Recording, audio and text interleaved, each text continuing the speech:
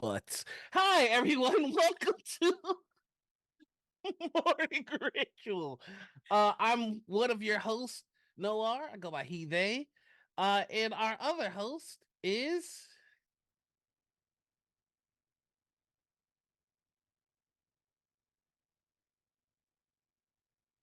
I'd love to. Hello, my name is Haley Whipjack. If you feel like being formal, you can use any pronouns you'd like for me.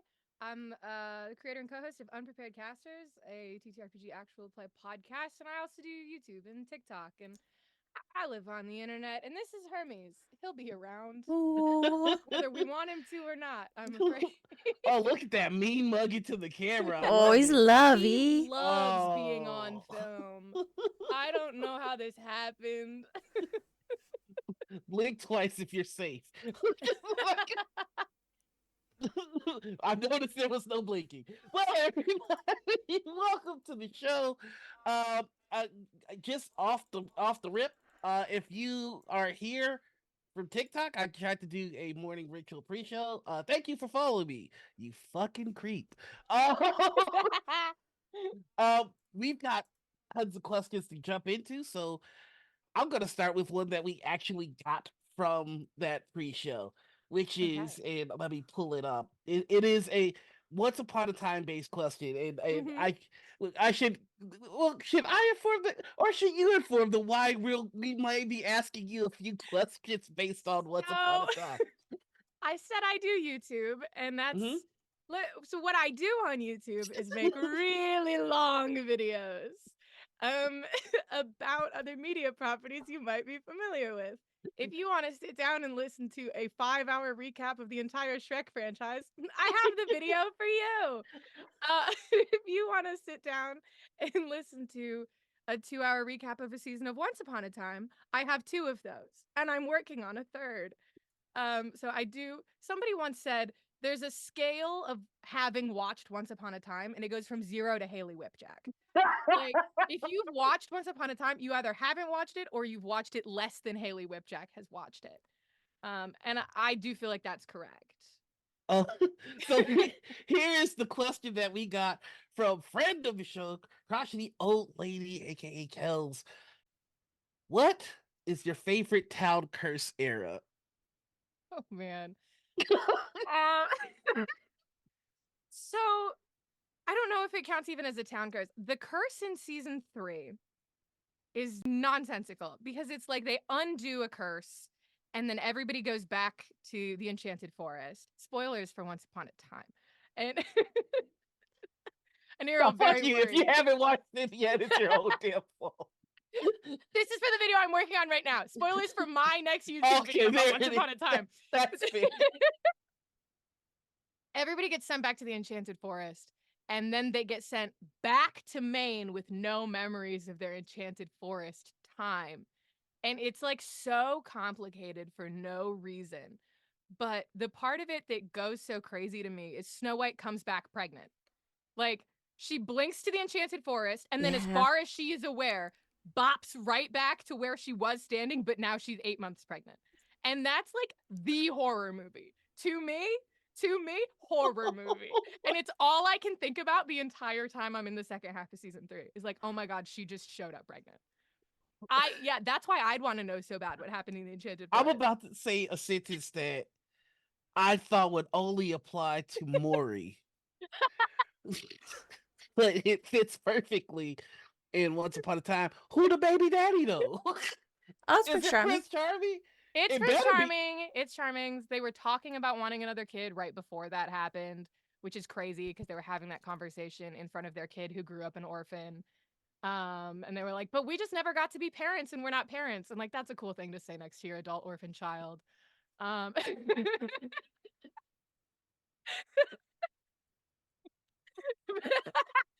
And then So, like they make it even weirder because when they have the kid, they name the kid after their first kid's former relationship who recently died. They name their kid after their grandson's father who just died. Yeah. They name their baby Neil. It pisses me off. It's the thing that makes me the most mad in the entire show. And I can't wait to rant about it on a YouTube video for far too long. I'll do it here too. It's so wild. It's so mean. If I was Rumpelstiltskin, they're dead. I'm sorry. Family or no, they're dead. I've got a beef with the show myself, which is I feel like, and I was discussing this earlier, that storylines changed based on casting. I Yeah. feel like the guy that they got to play Hook ended up being so hot He was too hot. that they It was could too hot. It ruined it. they couldn't write him as a bad guy because everybody wanted to fuck. So they made Peter Pan the bad guy. Peter Pan's a great bad guy. I'll say that. Peter Pan's a great bad Peter guy. Pan is a You great can- guy. You can make him a good bad guy. Robbie Kay was 17 when they filmed that season. He was 17 and he did an amazing job. But Hook was so hot that they were like, we gotta kill off Neil. It's the only they're like, we can't just keep him around and like make him friends with everyone. This- He's gotta die. That's how hot Hook is. Hook was like if Tumblr did the fusion dance with Hot Topic and they sprinkled pirate shanties in the middle. Like, It's like if Hot Topic and where those two where- did the fusion dance while singing the Wellerman's song. where Jack Sparrow is the embodiment of silly, Mm-hmm. Hook was the embodiment of fuckboy. Yeah. Oh yeah. Also, he sucks in season 2. Yeah, I he will does. just say, because like the seasons I've like watched so intensely is 1, 2, and 3. He sucks in season 2. He's like so harassy and creepy. Like he's got Emma pinned to the ground with a knife, and he says, "Normally, there's better ways to have a woman on her back." And you're like, "Oh, okay." Like he's the worst. He gets better, but everybody was hyping me up on this pirate, and then he was like that. I felt tricked. I felt deceived. Kelsey in chat goes, I said it before and I'll say it again. Hot people deserve redemption arcs. This is exactly what the show was running on. It was Literally. running on the Literally. opinions of people like you, Kelsey. Yeah. Like, well, he's hot, so he's gotta be good. He's gotta be a good guy. He's too And our hot to main be message evil. is, He's too hot to be evil. And here's the thing. He's so hot. But you can be evil and hot. That's why Regina's at her sexiest when she's murdering people. Oh, Regina, yeah. Yeah.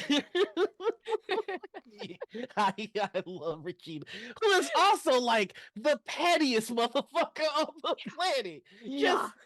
Just for the slights were some of the slights against her were so minuscule. It's like you want to put this much energy into the revenge, but Even the thing that like started her needing revenge on Snow White is kind of dumb. Like it's kind of dumb. She just blamed a 10-year-old for her fiance dying. And then she was like, "Well, this kid can never be happy again," and kept that up for 30 years. Like she was queen. She didn't have other things to do. there's one person I felt was done dirtiest on the show. And that person was the actress that they got to play Maleficent, because I do believe that they introduced her either the same year or a year before or after Angelina Jolie's Maleficent came out. And it was just like, yo, that is absolutely bogus to do to somebody.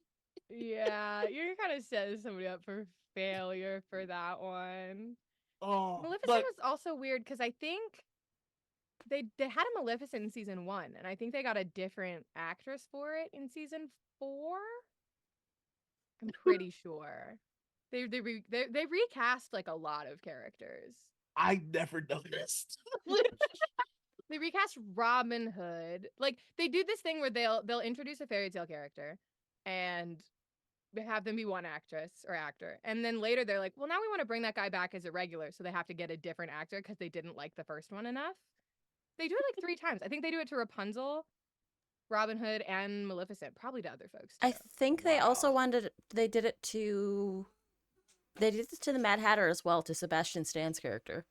So they didn't recast the Did Mad they not? Hatter. They simply went, well, now we have no Mad Hatter. Even in our spin-off about Alice in Wonderland, there will simply be no Mad Hatter because Sebastian Stan got too famous and everyone's gonna freak out if we have a different one because everyone liked him too much, which is actually funnier than recasting. It, I swear to God, you could see the episode where Sebastian Stan finds out he got cast as the Winter Soldier, because until that point, he listen, he was acting his ass Oh, off. he did so good. He was acting both cheeks off. Mhm. He found out that he's got that Marvel money coming and stopped giving a fuck immediately. Yeah, he did one teary reunion with his on-screen daughter and dipped forever. Oh my god, the Cinderella thing makes me mad. I'm looking at the chat, by the way. The Oh, yeah, Cinderella go thing for it. does piss me off because I liked season 1 Cinderella. Ashley Boyd is my minor character that I love way too much. And then in season 7, the season nobody watched because it's bad and nobody likes it, they were like, new Cinderella. This one's new and is Henry's girlfriend. And I was like, no, you had a recurring Cinderella. She wasn't just there once. She was there all of season 1. Season 2, she has a cameo in season 4. What do you mean this is Cinderella? You're wrong. You're a liar. Oh, it made me so mad. Kelsey, I'm gonna need you to never say Mad Hatter C again, please. Also fucked Mulan. I wanted They Mulan did and fuck Aurora to be. Mulan. You're right.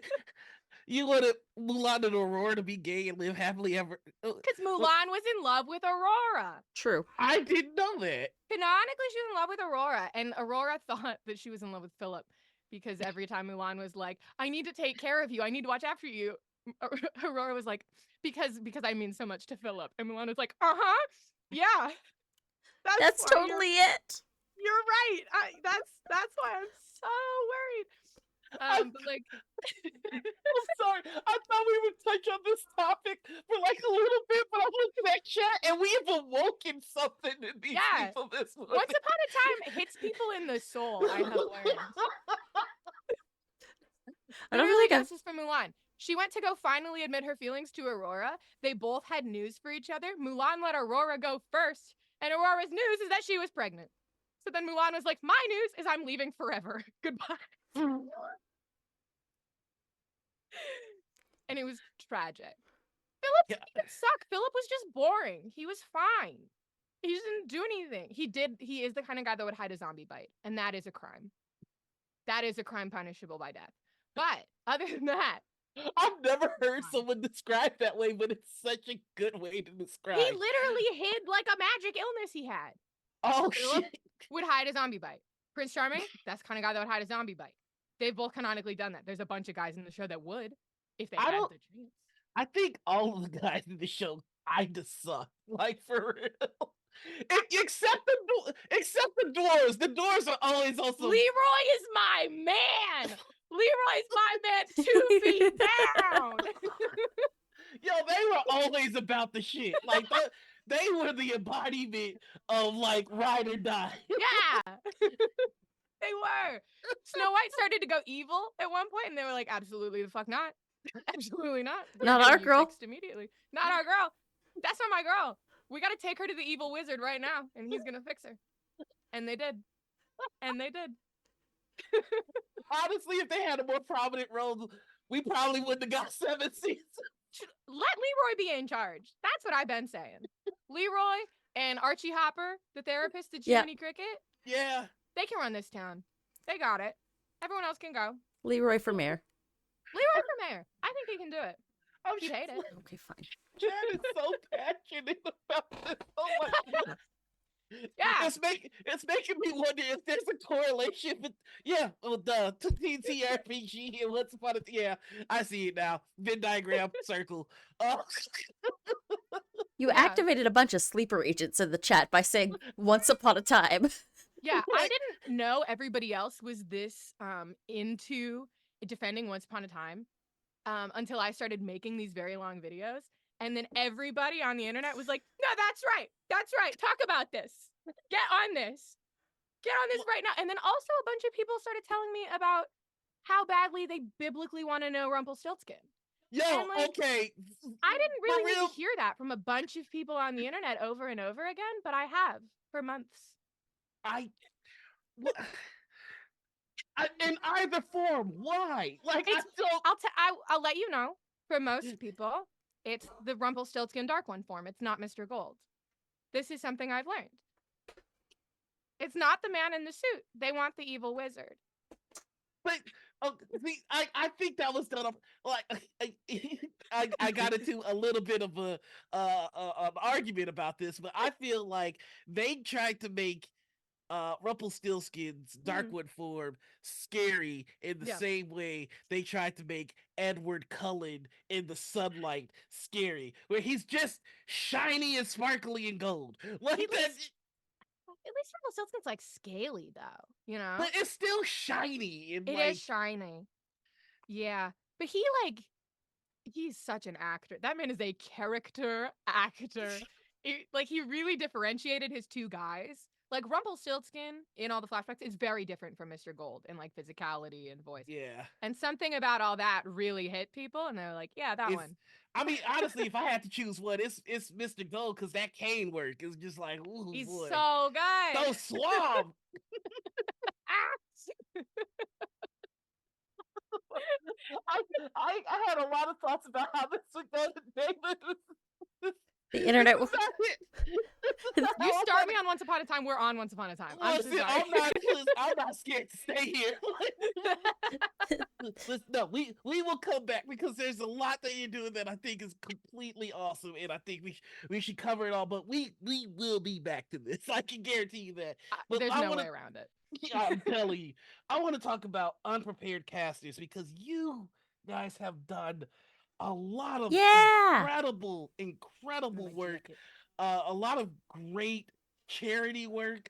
I just want to know how, like, can you tell us how unprepared casters got started? For those that don't know what it is, can you inform Yeah. them?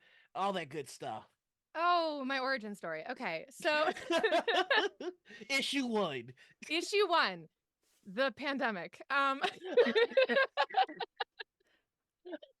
You've all heard of it. COVID-19. I started TikTok in July of 2020, making D&D stuff, and I was incredibly lucky with it. I sort of immediately found an audience and blew up, and it was a little scary. And then I started my Sirens Cove stuff, which I don't really do anymore. I have a sign. I still have my sign in the background that one of my friends wood burned for me, my Sirens Oh, Cove. that's cool. Um, it meant a lot to me, and it also exploded my audience even more, and it was very scary.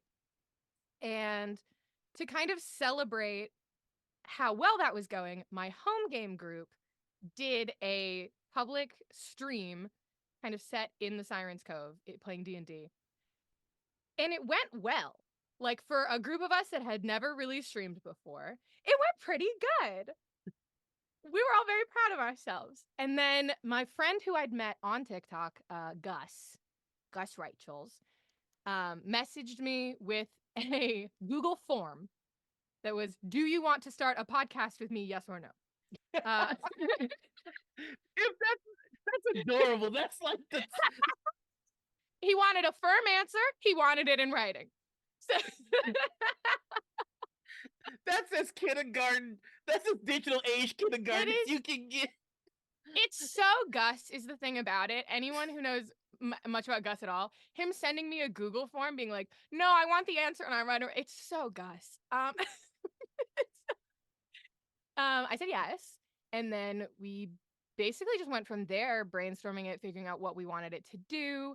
We didn't want it to just be like a long form campaign thing, partially because we both knew so many people. We were like, I want to play with all of my people. So we decided to do short form arcs. So if you don't know what Unprepared Casters is, it is a series of interconnected story arcs that all take place in the exact same world, but we alternate DMs, we switch out the cast, everybody does different characters every time, we bounce around in the timeline. Lately we've been playing different games. We're releasing a Wanderhome Ooh. arc right now. Amelia and I did God Killer recently. And the scary thing about Unprepared Casters is that people liked it right away and they started supporting it right away. And like we released our Patreon a week before we put out the first episodes, and people like supported it, and we were like, oh no, we're podcasters now. Okay, yeah, that's right, we're podcasters now. Hello. And we just had to go. We were basically forced to jump in both feet first and be like, this is what we do now. And I still what I do. Gus is not my co-host anymore because it was not working out for him mental health wise to be a public facing person on the internet. We had long conversations. He is now very, very happy. He's got a new job. I hung out with him a week ago. We're good. I read his good. goodbye, and it was the most gracious and beautiful way to step away from something that they were involved in the creation of. It was just, I've seen a lot of people forced to bow out. I've seen a lot of people choose to bow out, and to this day, that's one of the most gracious exits I've seen. Yeah, no, and it was like, it wasn't good for him anymore, and he's honestly thriving, and I'm so proud of him. Aw. Good. But I'm still doing the show with Amelia Som, who was on the show a few times before, had DM'd an arc before, was kind of always our person of like, if this gets to be too much for Gus, we go to Amelia. Like that was sort of always in the back of our head. And they said yes. Hell yeah. Yeah, so we're still putting out arcs, making fun stuff, telling stories, getting new folks in front of our honestly amazing audience. We've had this show. Our birthday is next week. We're gonna be 3 years old next week. Oh man, awesome! The Ides of March. We were so proud of ourselves putting out the show on the Ides of March. We like pushed back a week from when we wanted to because we were like, we could release it on the Ides of March, and it's just the kind of people we are. I love nerds. Yeah. I fucking love nerds. The channel inception for this one is 420. Yeah. So I have to ask, like, what? Let's say you got into Angel Investor. What would be the dream unprepared caster project? The dream would be to be able to do large scale like in-person recording because it's not really something we've had the chance to do. We record with a lot of people all over the country, all over the world in some cases, which is great and way easier to do when you're remote. But there's really something about being in the room with people that I would love to be able to capture. Yeah. It's not even that like with a lot of money I want to get on more famous people on the show. I want my friends and my people who do really great stuff in a room that's decorated really cool with nice microphones and a production team, and we make a cool story. We need an unprepared casters tour. Yeah. I'd do it. We're hoping, I can say this because I've gotten an email that says it'll probably happen. We're hoping to do our first live show at Gen Con this year. Hell yeah. Yeah, pretty excited about it.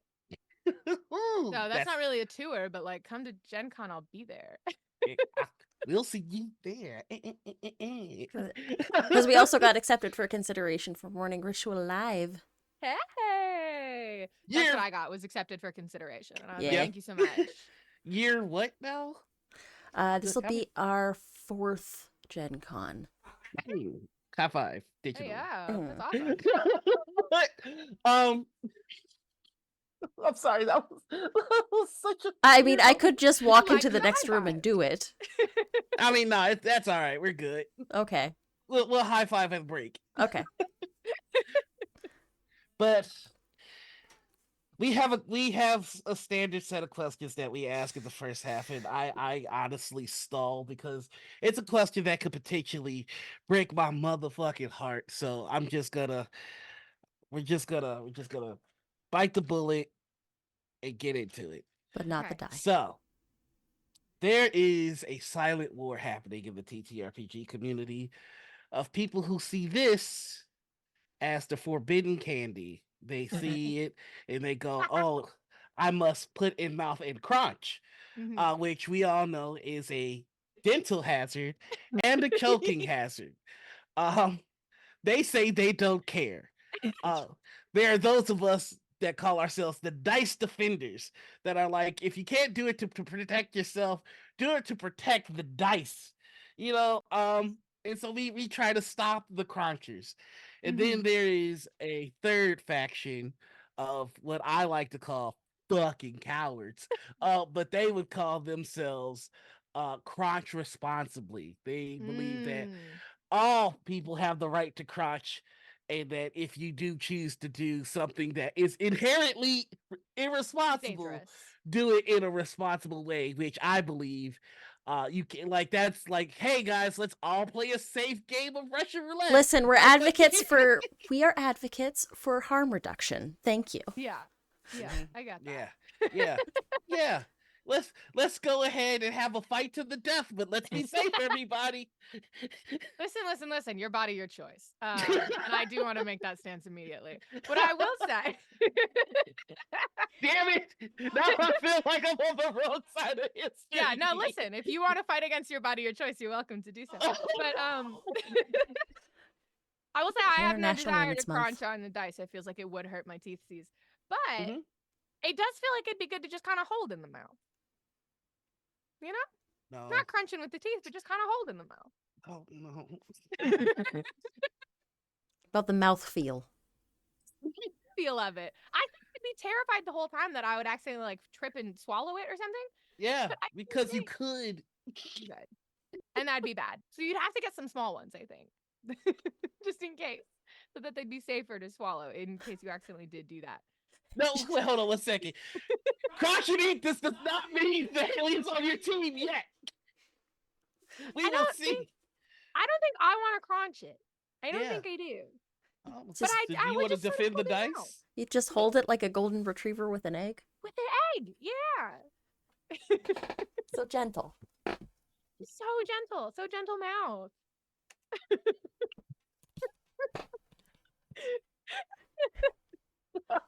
I don't know I'm what team that sorry. puts me on. I feel like that puts you on crunch responsibly, which I'm on the is- coward team. I'll take that. I'm okay with that. Never meet your heroes, folks. Listen, I don't want to crunch it. I'm saying bad for teeth. Crotching Jason. You shut the hell up. No, that Show respect to the dice and hold them gentle in mouth. we've got a list somewhere of all of the choice that everyone has made. I think, yeah, I think if I recall, yeah, Crotch possibly may have the most numbers because Your body, your choice, baby. Right? We're not here to impugn upon people's right to crotch. you just want to let them die. If they're gonna do it anyway, try to Teams- convince them to just hold in mouth, no bite. Teams suck, don't fight. That's right. I am on Team Suck. Thank you so much for naming my team. More shoddy says calls it a golden retriever crotch. Ah, yes. Just sort of hold in mouth.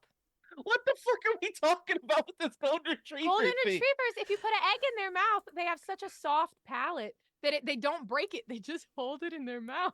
Yeah, it's because they've been trained for let me retrieval see of this shit. waterfowl without damaging them. So they'll grab the bird by the neck and they'll bring it in without I've never damaging seen it. this. What There's a is video. this? There's video of it. Yeah. I'll be the judge of this. You're looking it up right You'll now. be the judge of how soft a golden retriever's mouth is. Goddamn. Oh, this fucking dwarf. Oh, And that's what I'm gonna do with all my dice. fuck, that's cute as shit. Yeah. Oh no. Okay. Fine. I've been defeated today. By golden it's- retrievers. My sister had a black lab named Ben, and he would do the same thing. In fact, there was one time they were doing some house renos, and my parents had put a roast on for later. They set it on the counter to let it rest, and they were working in the other room. And my mom happened to look out of the corner of her eye to see Ben with the full roast in his mouth, trying to sneak away. And she yelled, "Ben, drop it." He dropped the roast. It was perfect. There was not a single bite on it. Like maybe like a little bit of slobber, but it was perfect. Immaculate, this roast. He just wanted a treat for himself. That's incredible. Did they tell people who were eating that roast? They were the ones eating the roast. They're like, Okay. we'll wash it off. It's fine.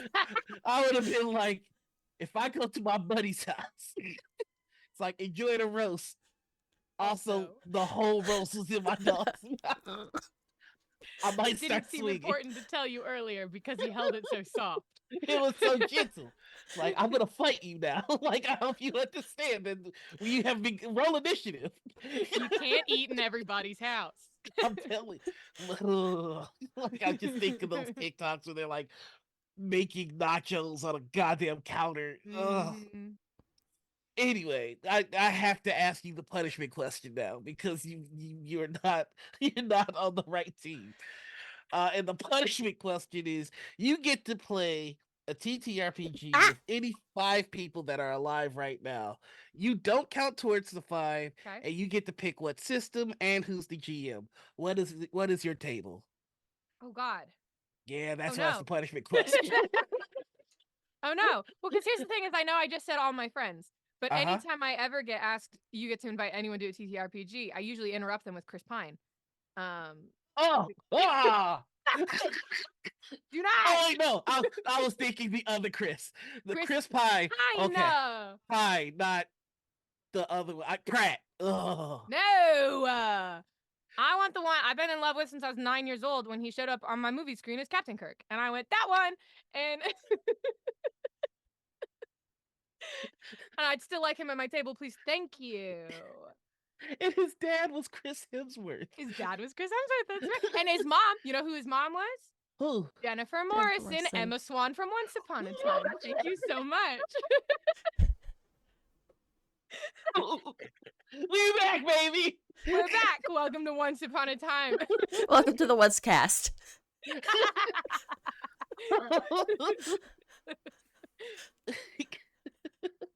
There's so many Chris's in Hollywood. All right. Oh, so I interrupted. Please go ahead. We like the same 5 people here at Noir. God, so it's got to be Chris Pine. And then at that point, do you just get the cast to the D&D movie and you just play D&D with them and have a good time? Because I do think that'd be fun. And I do think it's wild that they never did like that's a promotional one-shot. what. Did I they kept not? waiting for it. They didn't. I kept No, that's waiting. such a bag fumble. Like, Such why a would bag fumble. get him on Critical Role? What's wrong with you? Like, Justice Smith is on record as loving Brennan Lee Mulligan. Get Brennan Lee Mulligan in there. Oh, In a one-shot for them in character. What are you doing? They- That's so They- weird. They played D&D as part of research for the movie, but they never streamed it. That's silly that they wouldn't do that for promotion. I mean, they honestly, should have done it after. Like, they should have done their research, filmed the movie, and then in the tour, get Brennan in there. the promotion for that movie, to me, is part of why it didn't do the numbers that they were hoping it would. But also keep in mind this was in the midst of the OGL nonsense as well. So I was. think their strategy was let's just keep quiet. Uh-huh. But you can't can't do be that while you're loud. promoting a movie. No, and I've seen people say that, like, if they had switched it and, like, Baldur's Gate came out first, D&D movie would have done Oh so yeah. much better. Oh God, yes. So much better. But also get that Kirsten, make them play D&D. I don't understand. Oh, it makes me so mad. You know what? They did send me stuff though to promote. They sent me things. And if I do better for them than Brendan Lee Mulligan in a room with Justice Smith, then I guess that's what they're saying. I'm not saying that. They said that when they sent me a free backpack. Hey, I would just have a shirt that says that. I would just walk around with that shirt every day. But also, how the fuck do we not have D&D movie downloadable content for Baldur's Gate? Do you know how quickly I would add some of those motherfuckers to my party? Are you kidding me? Get me Edgin Darvis and get me him now. Oh, I do know all the characters' names from the D&D movie. I love that movie. I'm trying to remember. What the fuck is his name? He's my favorite character. He's the paladin. Zank!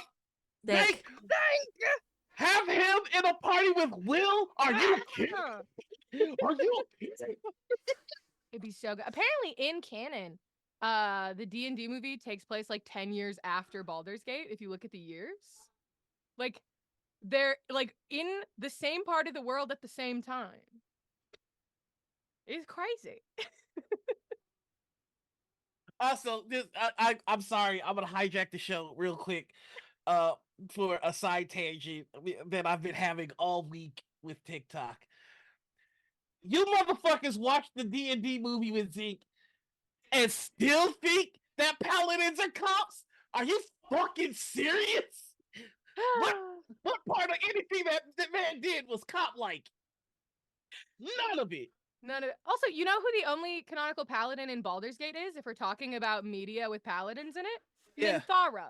Is Minthara a cop? I mean, I think Minthara is just an evil lady. I wouldn't call her a cop. There's not cop behaviors. She's over here, no gods, no masters, Minthara Bainray over there. you fucking Minthara TikToks was talking about her as the truly. Why did they have them camp together? Like, ever since you pointed it out, you have ruined my life. They don't even camp together anymore. Do you know what they do now? What? Instead of if you get Halsin and Minthara, you're playing a good guy run. Now, instead of having Halsin and Minthara share a tent, they just don't give Halsin a tent. They make him sit in the middle of camp with no tent. If you're in the Elf Song Tavern, they make him just sit in the hallway. He's just over there by himself with no bed, no tent. And then if you have Thaniel, Halsin's best friend, Thaniel hangs out with Minthara because that's supposed to be Halsin's tent. So he's over there with Evil Lady. Well, his best friend, who spent a full century trying to get him back, is up a watchtower alone. What the hell? So crazy. Like, I love the implications of their programming mistakes because, like, they're just like, it's like a coder was just like, I'll get to it later, but we receive it. It's just like, this is such good story. Like, what did Minthara do? That Thaniel's now her best friend? That's really weird. I mean, Is she not even, like, I've watched the extra scenes with Minthara's backstory. It's actually kind of sad. You feel bad for the evil lady. Yeah, no, it's very tragic what happened to her. I definitely don't think she's just like she's a bad person, but I don't think she's like pure evil or anything like that. She's got a lot of anger in her heart, which I do respect. I've not had a single run where Minthara makes it out of the goblin. No, which is also fair because they don't ever imply to you that she could come back. Like, Dror Ragzlin doesn't mean anything to you later. You can't fuck Dror Ragzlin if you do it right, you know? But my beef with Larian will forever be the fact that there's not a single short race companion. That is such horseshit. Like, that is such horseshit. I can't get a dwarf in the party. I can't get a gnome. I can't get a halfling. Baby, what's going on? No, it's super weird. I wonder if they just like tested poorly. Like, if they thought about having short companions and then the players just didn't like them as much. Fuck the players. Truly, right? You know, like, you power players. Like, honestly, the best part of Baldur's Gate is the Larian's working with the community. The worst part of Baldur's Gate is some members of the community. Yeah. When they made Lae'zel nicer for no reason, that did piss me off. Oh, that did piss me off, actually. Like, whenever somebody's like, "Oh, I hate Lae'zel," I just immediately side-eye them and put them in a category in my head until proven otherwise. I'm just trying to romance my muscle mommy, but Lae'zel keeps trying to get in the way. Lae'zel's so respectful about it. If you tell her no, though, she's just like, you will regret that because I'm not going to ask you again. And then she goes back to her tent. That's the last act. Say goodbye to these green cheeks. And then she goes and canonically sleeps with Astarion? Wait, what? Yeah, okay. So if you are not sleeping with Lae'zel or Astarion, at the Tiefling party, those two fuck. If you are romancing Astarion, but not Lae'zel or Will. Lae'zel approaches Will at the tiefling party, and you can talk to her about it later, and you're like, what was that with Will? And she'll be like, he just wanted to talk. It was so boring. I was trying to fuck him, and he wouldn't. I never thought about what companions hook up if I That's don't the hook only up with 'em. ones. That's the only ones Oh, where they like talk about it. Canonically. Astarion and Lae'zel, I don't like it. No, Ugh. but it's because like Astarion probably approached her, or she approached Astarion, and he was like, "That's a Astarion strong is lady." such a racist, though. Right, but Astarion's gonna be like, "That's a strong lady that will kill Cazador for me." I guess. Yeah, I guess. 'Cause it's he's it's so that sad. guy that you know that makes all the racist jokes, and then like that one day he hooks up with a person of color. It's just like, He's mostly just racist towards oh, gnomes, if I'm remembering correctly. oh no, he has some things to say about did? Lae'zel. Yeah, they've all got some weird shit to say about Lae'zel. Will and Karlach? Oh, that I Will can and see that. Karlach, that is canon to me. That is canon to me. That is real to me. I've seen a lot of people put those pairings together. That's not an official pairing. No, No. there is no official pairing with the Wow, companions. that's that because if anybody should be official, It's I Will and feel like Karlach. those two are two sweethearts. They're so cute. I'm They trying can to go to think. hell together at the end. He can help try to fix her forever. My I'm trying to think of what's the most cursed pairing. Oh, I'm sorry, babe. What were you Oh, gonna I say? was just gonna say that my halfling druid monk is currently trying to romance Karlach because I want to climb her. Yes, as you should. As you should. Her romance is so sweet. It is. Her romance is so sweet. Yeah, she turned me down promptly. Oh, oh, Like it hurt in real life. yeah. Well, for I was like, Karlach to say no, yeah. yeah, I didn't.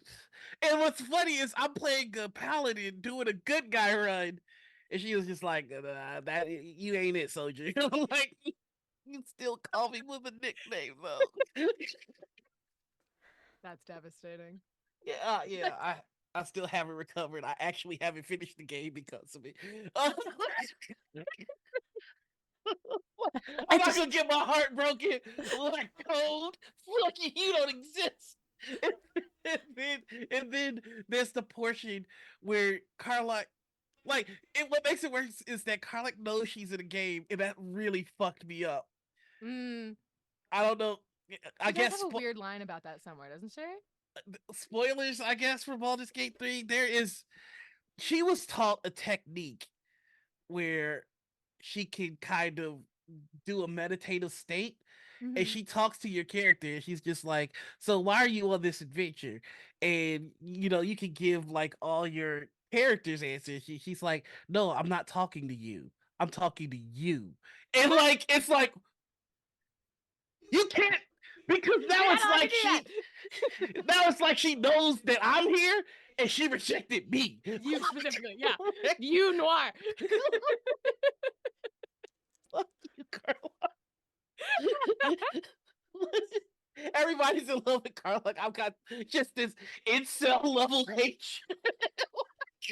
No, I'm just kidding. uh, but what are you streaming your BG3 run? No, I really don't stream much because I know myself, and I know that's not something I should grow. I've gotta have parts of my life where I'm like, and this is where I sit in the dark alone. true. But also because when I play Baldur's Gate, I tend to play it in the middle of the night and just lock in for 3 to 4 hours at a time. I'm on my 6th playthrough, full playthrough. I finished the game 5 times. What are your builds? I'm on my 3rd Origin run right now. I'm Oh, okay. on a big Origin run Oh. kick. I did a Gale Origin. I did a Shadowheart Origin. I'm doing an Astarion Origin right now. I'm almost done with it.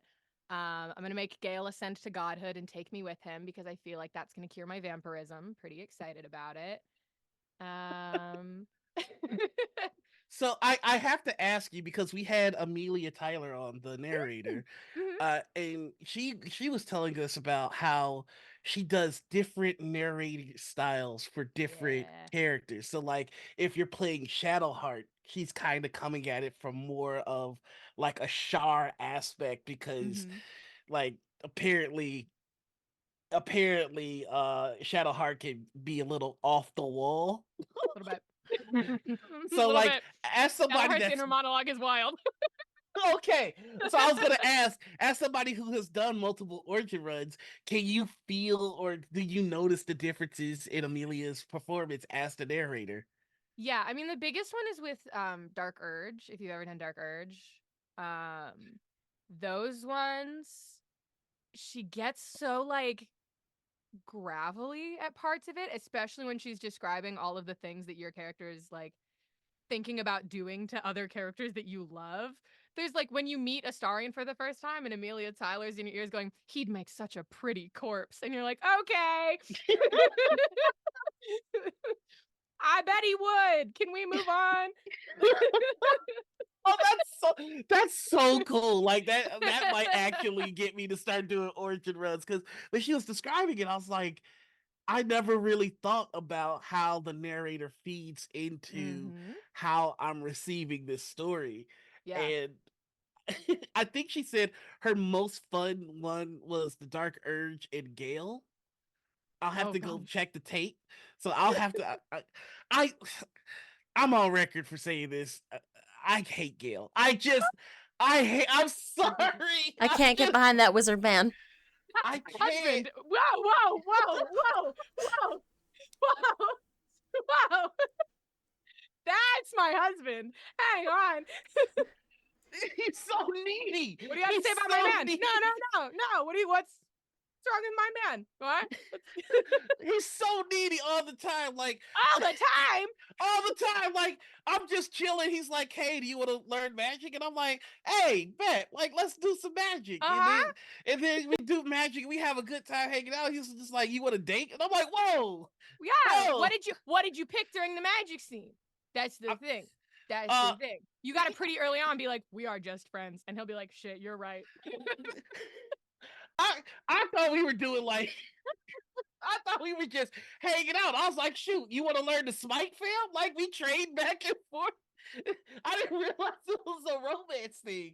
And he's like, I literally in my first run kissed Will during his romance scene because I was like, nice. That was really cute and a friend thing to do. And then in the morning, my girlfriend Shadowheart was like, so we're broken up? And I was like, no. What do you mean? like listen, I was rizzing up Shadowheart. It was I was killing it. And then Lae'zel kind of punked me into a relationship. That It's happens. like She'll do that. I like your smell. And I'm like, okay. She was I like, wish to taste good. you. That was good. Ugh. I didn't realize I was punked until Shadowheart was like, well, I just hope that you're happy. And I'm like, Literally. what the fuck happened here? Like, Literally. That's what she did when I kissed Will. And she was like, it's good to see you smiling, but I'm not the reason you're smiling. I was like, no, wait, I'm so sorry. I'll go break the man's heart. I'm sorry. and then I went to break up with Will, who I had kissed once the day before, and he was like, but I've been picturing our future. Why? I feel like all the dudes are mad needy. Like, They are. you got Gil coming at you like a crackhead. Like, you got any vaginas, baby? I got that itch. Gail is an addict. That's not his fault.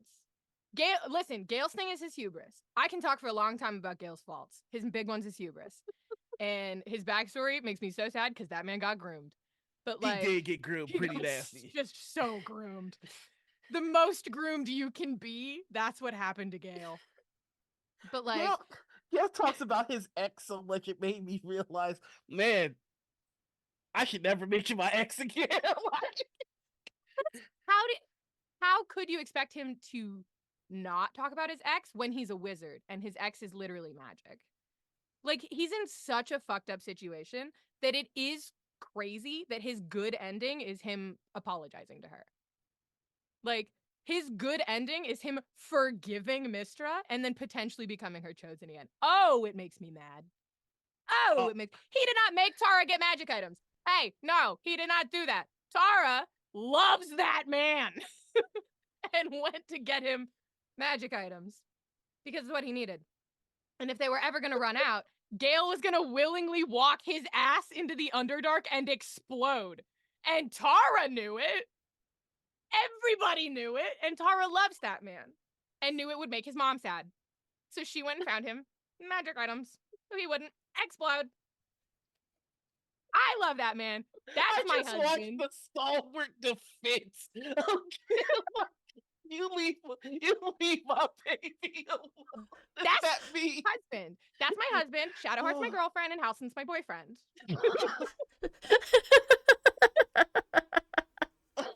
This is my boyfriend Halsin, and this is Halsin's boyfriend. Literally. It's that Parks and Rec meme. In my first playthrough, I don't think I ever got Halcyon. I didn't get Minthara. I didn't get Halcyon. How did you not get Halsin? If you do the non-Minthara route, Did you not rescue Halsin? you don't even have to if you kill all the goblins. He just shows up. No, I rescued him. He's at the camp, but he refuses to join my party. Weird. Well, he doesn't officially join until you break the Shadow Curse in Act 2. Did you not break the Shadow Curse? Was I supposed to break the shadow? Yeah, so if you talk to Halsin, he's like, let's break the Shadow Curse. And then Oh, I was like, I'm sorry, motherfucker. I got shit to do. I'll give a fuck about these shadows. I gotta deal with this elder brain, baby. So you never got to see Daniel. I love Daniel. I I love all still the don't know children Daniel. you get to bring to camp. There's so many children that just show up at your camp over the game. I love them all. Love them all so dearly. Arabella, that's my kid. That's my kid. There's only one kid that was ever in my camp, and they turned out to not It was be what Yenna. I thought. Let's just put it like that. Yenna, lots of times it's just Yenna. It just depends on what the bad lady wants to do. I still don't understand how there are people that simp for Gortash. Like that'll just, I'm just. It's because he's Jason Isaacs, and if he wasn't Jason Isaacs, you wouldn't hear any of it. But he's Jason Isaacs, isn't he? Well, I mean, I feel like people that simp for him are the same ones that have like Death Eater tattoos. Like you, Yeah, because it's you Jason missed the Isaacs, point. who was Lucius Malfoy in the Harry Oh Potter. fuck, that's right. Jason Isaacs, who was Admiral Zhao in Avatar: The Last Airbender. Correct. Jason Isaacs, who's just real good at evil men. Noted evil man, Jason Isaacs. But he's actually a sweetie in real life. He's Exactly. so He's nice. great. Everyone who, like, guys who play really bad villains all the time usually are just like the nicest dudes. It's so funny. Yeah, like Alan Rickman was another one of those guys. It's just like every time he pops up in a movie, he's a bad guy, but then you see him do an interview and he's just a sweetie that you want to just pinch him in the cheeks.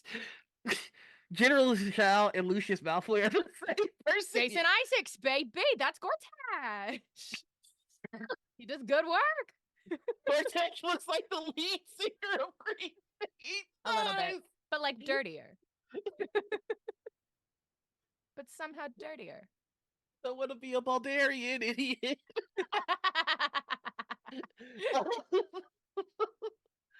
Oh god. I still maintain we need DLC for this game immediately, and it should be the D&D cast. Yeah, that'd be so fun. It'd be so fucking fun. good. So- That bring I was gonna say, to circle back, was that the answer for the 5 people at the table? Was the D&D movie? Oh shit! Because we just completely went on a tangent. Like, These we are went on a those whole episodes ass where detour. We do our segments and then it just leads to everything the fuck else. Listen, we've got 2 of my like current fixations were brought up. This is my life. Yeah, we'll go with Chris Pine, Justice Okay. Smith, Regé-Jean Page, Sophia Lillis, and I'm trying to Oh, the remember villain. Sophia Lillis was the undead lady, right? Sophia Lillis was Doric, the tiefling. Oh, never mind. Yeah. Daisy something was the villain. And then I'm debating between I can't remember the actress name. That Michelle Rodriguez and Hugh Oh, Grant yep. for the fifth one. And I guess I have to go Michelle Rodriguez and just get the Heroes. good guys, because also no way Hugh Grant is fun to play D&D with now that I'm sitting and thinking about it. So those five. And we'll play There, D&D. there was an actress. It was the actress from Dune who plays the mother of the main character. I can't Oh, remember her I don't name. remember her name either. But she was in Bond and a bunch of other stuff, and Yeah. she came out recently, and she was like, one of her co-stars was just an absolute fucking nightmare to work with. And no, it wasn't. And she excluded a few people that she worked with, Yeah. and internet did the math, and it turned out to be Hugh Grant. Hugh Grant feels like a nightmare. Like every interview he's in, I'm like, you suck to talk to. You do Rebecca great Ferguson is her name. Rebecca Ferguson. Oh, okay. Thanks, Google. But yeah, Hugh Grant seems like he'd be an asshole. Yeah. It wouldn't be fun to play D&D with. No, so I'll leave him out, and Michelle Rodriguez probably would be fun to play D&D with.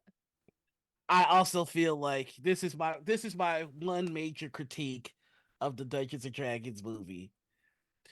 Y'all were wild scary with the tiefling design. Is all I'm gonna say. Y'all could have gone harder.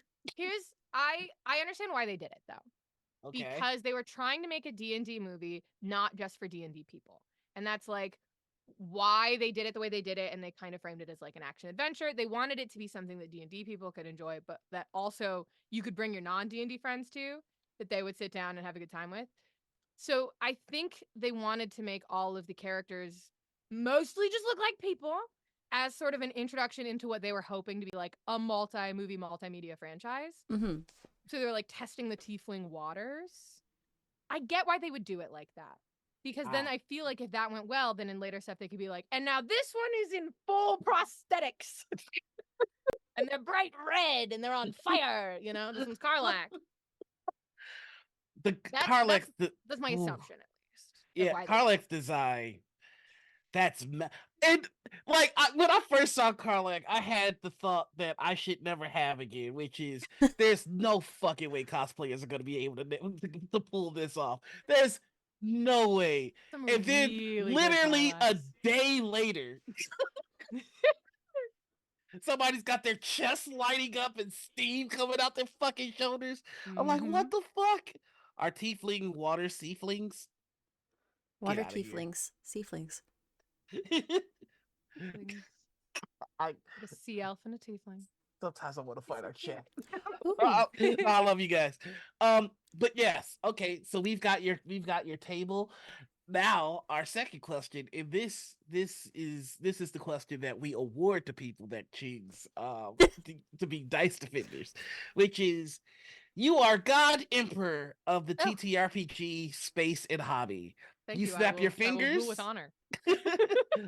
I'll rule with an iron fist. No, you snap your fingers, and anything you want to happen, no matter how big, no matter how small, very genie-like, happens. No, there's no somebody taking your wish or something and corrupting it. It's whatever you want, as you intended, it happens. So, what 3 things do you do to the TTRPG hobby? I don't. Okay. All right. No, I gotta say this for a second. Okay. Because I don't know if I want it to be more mainstream. I think it's mainstream enough. I think any more, and it just gets more annoying. And I don't want it to be more annoying. I'm already annoyed all the time. So true. I'm trying to think realistically here. Things that just happen into the hobby in general. Yeah, the space actual plays, the whole thing. Well, if I could just sort of snap my fingers and do something, it would be to give everyone doing APs nice microphones. I think they deserve them, and I think it would just make the world better if we all stopped using Yeti Nanos. And that's such a petty thing. Yeah, everyone's getting shores. That's what I'm doing first. And then I guess we just get rid of all the people that are really annoying on the internet. And I might need to specify that down further than just Okay. people that are annoying on the internet. So this is magic based. So like if somebody is a abuser or racist or something, you Yeah. snap your finger and then they Thanos dust away. I don't need them to like turn into dust because I like to believe that people can change, but I don't want them to be talking on the internet anymore or like making decisions in groups of people. So I guess one is nice microphones. Two is all of the bigots and abusers in the space lose internet connection forever until they change their ways. And then I love this wish.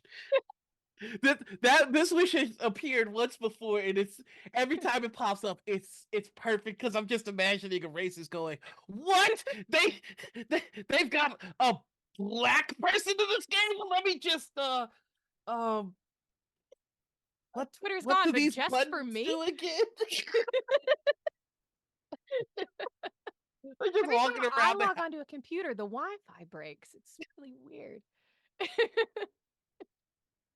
Oh, that's even better. They can get to the website. They can post. It just never works. It never goes Never through. shows up. Yeah. Oh, Quarterling does full episodes and they just never make it to use.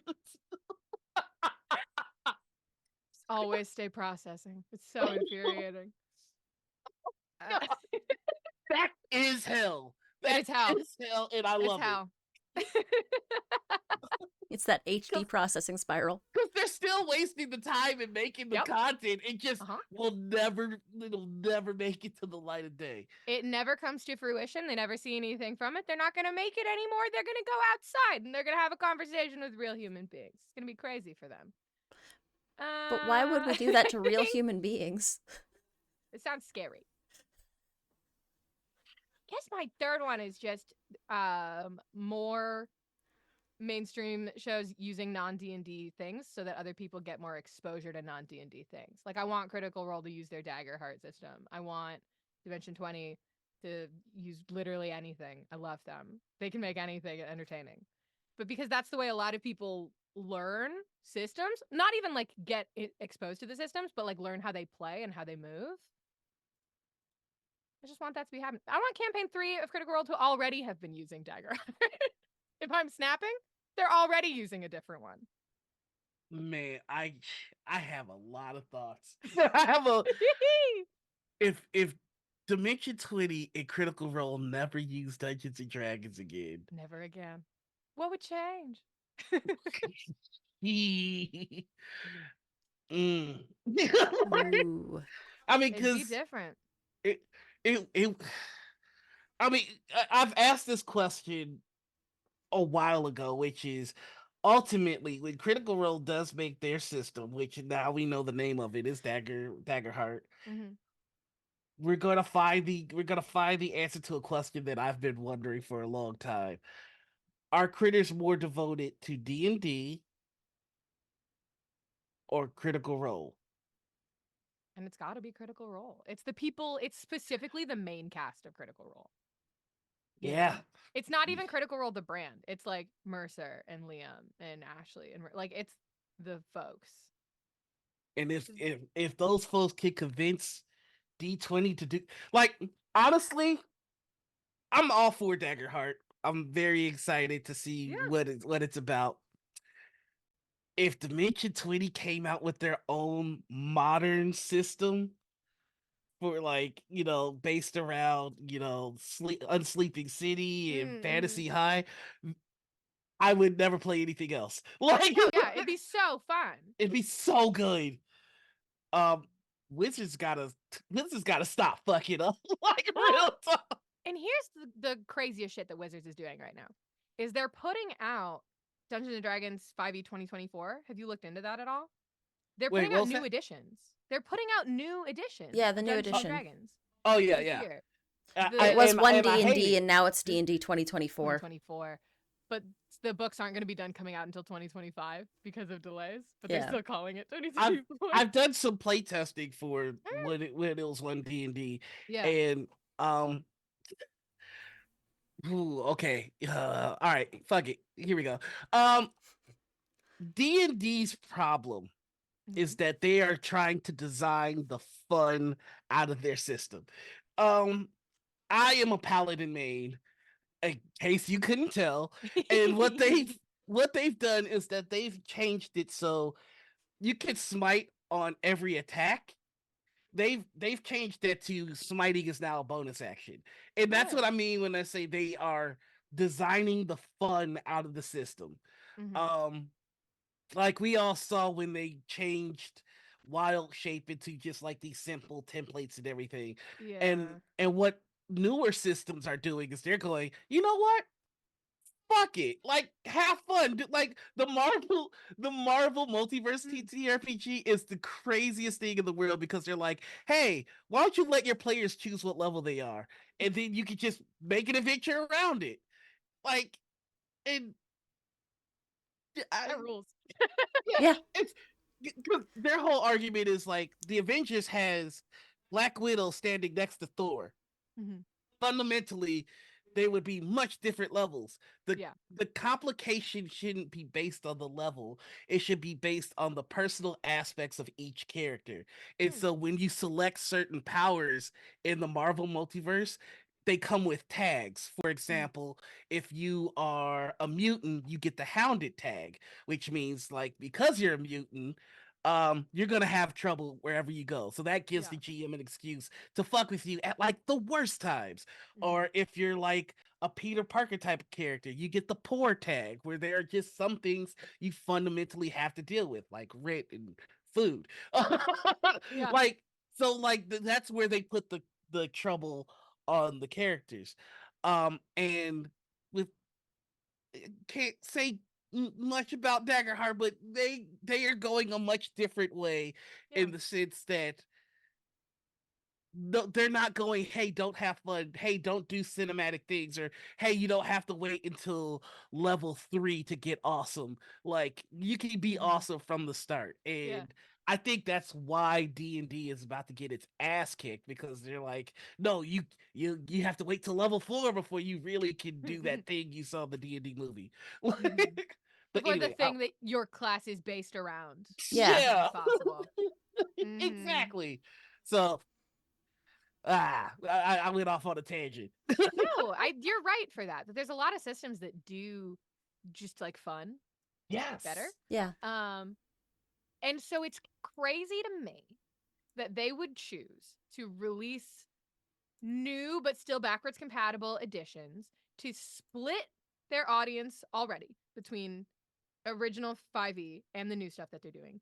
When Critical Role is coming out with Daggerheart, when everybody else, Cobalt Press is coming out with Tales of the Valiant, when everybody else is coming up with these like direct competitors already, they're like, but we're splitting our own market anyway. You know? It's a Like, crazy business choice to me. and the thing is, they're not. If listen, if you are like very particular about your character and you want to like think of all the ones and zeros and you're a power gamer and all that kind of Mhm. stuff, Pathfinder is going to be much better for that than D&D. Yeah. If you're like, I just want to be awesome right away, like you've got Marvel, you've got Daggerheart, you've got all of Powered by the Apocalypse. Yeah. You've got Monster of the Week. So like D&D has chosen to stay the same but worse. Like, I Mhm. don't understand it, but Because they're trying to be everything. yes. They're trying to do everything when they started out as a combat simulator. It kind of makes you realize that when you get rid of a lot of fucking talent right before Christmas, maybe that's not the smart fucking thing to do. I'll never that's forgive them for that. It's so wild. It really is. It's so weird. We were having a conversation earlier before we went live about how like you like people with a defined shape head are either good or evil. Like there's no in between. Like for example, hey What if we Arnold, were getting football deep into shape. phrenology? Yeah. listen, it's a dumb thing that I believe. Hey Arnold's a football shaped head. You know where you stand with him. He's a good guy. Mhm. The CEO of Hasbro has a cube shaped head, and I refuse. Am I ever gonna get sponsored by Wizards? No. But you know what? That motherfucker has a Lego head. And he's pure evil. Mhm. So we got a first time chatter, and they say, "I've completely given up on D&D because everything bothers me. Really need to learn Pathfinder for more unhinged ideas. As DSA, the system I currently use is very hard." Yes, Is the DSA. black man user phrenology? Yes, Red flags. yes. I'm taking no, fuck that. I'm taking it back from the white man and using it against them. All right, they've used it against us for years, so now this motherfucker's got a cube head. Your bone structure defines your morals. We all know it. We've known it, and we'll continue to know. If you're racist, you age like milk. That's right. If you're racist, you age like milk and your chin disappears. Look at That's Mitch right. McConnell and tell me I'm wrong. That man is a turtle. A turtle of hatred. Yeah. Which bothers me because I love turtles so much. It's But like But you some. can't tell.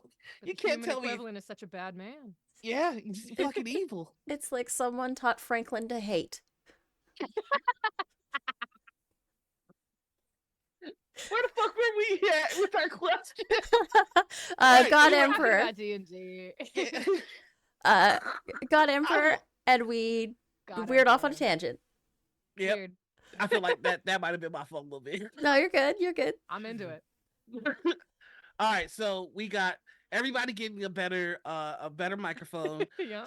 We've got I remember the second one because that's the tangent I went on. Bigots hold on, forgetting. it's All the It's in bigots there. can't use the internet anymore. yep, that's what it was. And 3 is I said it and then immediately lost it because we got too distracted on the it was that Critical Role's already using their own system Yep. and all the Dimension other 22 mainstream shows are scenarios. also using non-D&D systems, which is when we That's- started talking about non-D&D systems. awesome. So now, because I was like, okay, I lost our place. I'm back now. So this question is a two-parter, but we'll ask you the second part in the dark roast. But the first part of the question is, what do you think is your signature move as a GM? Like, what is it that you bring as a GM that you feel you do better than most? So I've had to listen to a lot of hours of myself GMing. That's the hardest thing in the world, yo. So every single week, my editor sends me a file and goes, "Hey, can you please listen to yourself talk for 2 hours?" And I go, "Okay." And but I think I play a very good, very determined and single-minded NPC that will put my players on their back foot. I love playing a guy who knows exactly what they're about. And it's really awkward for the situation. Not in a way to make anyone uncomfortable, not in a way to derail what's going on, but just in a way of like, no, I'm going to keep pushing this button until something fun happens about it. And I make everyone at the table feel weird about it, and then that NPC's gone forever. I love it. I love that. I think that was our most well-defined. That was our most well-defined signature move. I love that. I could say other things about how I DM, but like, I don't think any DM listens to themselves talk for as long as I have and like feels good about everything they've done to the point where they can wax poetic about their own style. But I can laugh at myself making my friends go, "I don't know what to do with this dude." Honestly, we have had some people wax poetically about their GM. And good for them. I'm very proud of where they're at in their journey. I'm a baby who hates listening to myself tell a story. Fair. A few years. Can I ask? Accidentally became a podcaster. I'm just here. You know, I kind of want to ask you about that, which is like when you started, you had an audience that was hungry for the content. Uh-huh. So that like that I feel like that's the opposite of how most people start, which is most people just as a quick aside, like with the first stream I ever did, I was with someone that was certain they were like the next Batmerson. Like they were Mm, certain they were gonna be Critical Role, which no one ever will be. But no. like so it's just like kind of seeing somebody come in with a certainty of success while there's actually no one hungry for the content that they're putting out. Mm, You, on the other hand, like you just started and there were people that were hungry for it. Like how does that like how do you attack that? Like I feel like that's a little bit more pressure than having to earn an audience. yeah. Um It was very with scary. yeah. It was very scary, and everyone was like, "Wow, aren't you so excited?" And I had to be like, I'm very excited. I'm so proud, and I'm so excited because it like if we were putting out what felt like a proof of concept of the like we can do this. Here's our first try, and it's you don't always want everyone looking at that when you're trying. And Yeah. I'm very proud of the first arc that we put out. But if I go back and listen to it, like I can't. Because if I listen to our first episode and my opening monologue, because I started out DMing, I can hear my own voice shaking. Like I know myself well enough to be like, that man's terrified. That, that guy is sitting in front of a microphone wishing they were dead. Like and I was with like 5 of my best friends in a Yeah. room with nobody watching, but because I knew there was the chance that somebody would, and that's before we announced, before we launched anything. It was just that nervousness of making that proof of concept. Yeah. And then we announced it and we got and we launched and we got into like the top 5 gaming podcasts on the charts when we launched and like and it was super super exciting, but then there was always this sort of feeling of like, and how do you not lose that? Because it didn't necessarily even feel earned. It felt like luck. Mm. And how do you continue luck? You don't. That's a very terrifying question. Yeah. Right. If you get something by being lucky, how can you possibly be in control of maintaining it? Which is why, like, it happens to people on TikTok all the time because of the nature of TikTok, where they'll have something that absolutely blows up, gets like 10 million views, they get like 200,000 followers, and then it never happens again. And they spend years on TikTok being like, well, I think I'm shadow banned, and I think this, and I think things are broken. And you're like, no, you got really lucky once because you're on a gambling platform disguised as social media. And that's just how it goes. And you can either kind of have that slow growth and maintain it because you know how you got there, or Mm. you can blow up once and now you're stuck. Yeah. And so on TikTok, I kind of had, I mean, I had little blow ups, but for my first couple years, it was kind of that slow growth. So I feel pretty confident about my existence over there. But then to have a new thing start and immediately get that, like, well, we got very lucky. Fuck. So I I feel like there are more aspects to this that people like may underestimate, which is when you get in the top 5 of like the podcasting category, Mhm. I think that attracts advertisers and businesses and sponsors, or at least that might be something that you consider having just kind of gone live and things gone well. Mhm. Did that also push you into having to figure out the business aspects of this as well, on top of Yeah. having to figure out how to consistently do this stream, on top of figuring out how Yeah. to like Hmm. constantly GM and all that good stuff? I've become an accountant. Um, because even from the get go, it was like Gus and I, when we started kind of divvied up responsibilities, the money part was always mine. And so our Patreon does well. It pays. I have 3 editors for this show, Oh, nice. between our main feed and our Patreon exclusive stuff. And so then it becomes like we pay our guests when they come on. We're very, very lucky to be able to pay people the way that we do because we're in a space where a lot of people kind of just do it for the love of the game, which is Yeah. great. And I love that people can do that. But also, if I'm asking for help, I'm gonna pay people. Um, So yeah, I had to sort of become an accountant. I'm not necessarily, I wouldn't call myself a good accountant, but I can maintain a spreadsheet.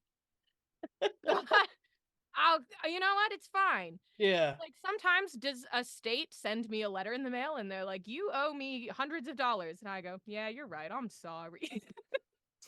I did miss something. My bad. I didn't carry the one. I didn't think about it and now I owe whatever. It happens. But it's like I also like have a job. I'm a teacher. So it's been very interesting to over the past few years try to maintain this level of side employment as I like, because I started the podcast when I was in grad school. Right. Which cool thing to maintain while you're in grad school. Oh, gosh. Definitely wasn't busy or anything. And it paid my rent like 1 month in grad school. It was crazy. But then from there, like getting my first teaching job, that was absolute hell, and then dropping back to retail, and now getting this teaching job that's actually nice to me. Like having that as a constant while I'm moving about other. It's hard to be a girl boss in this economy, in this environment. I can only imagine, and I have to ask, like, as a teacher, you know, the kids are the ones running TikTok at this point. They know how to use it. And I still don't know what some of the slang that's out. I just discovered what gooning means, and I've been I shaken haven't to my looked into core. that one. I don't want to know. Don't. It's okay. Let's see. I was a much better human before I looked it up. So that being said, have you run into a student recognizing you? No, because I'm smart enough to teach babies. I taught first grade before. I teach kindergarten now. They're not running into D&D podcasts. Absolutely not. And is I'm that never teaching middle school. I'll tell you what. Never, ever, And have- ever. No. Have you run into your coworkers running into your social media? Because I have recently dealt with that, and it's awkward. So this last summer I worked at a zoo and I loved that job, and it was working with a lot of other people in their early 20s, and one of my coworkers came up to me one day and she's like, I found your YouTube channel. And I went, oh, did you like it?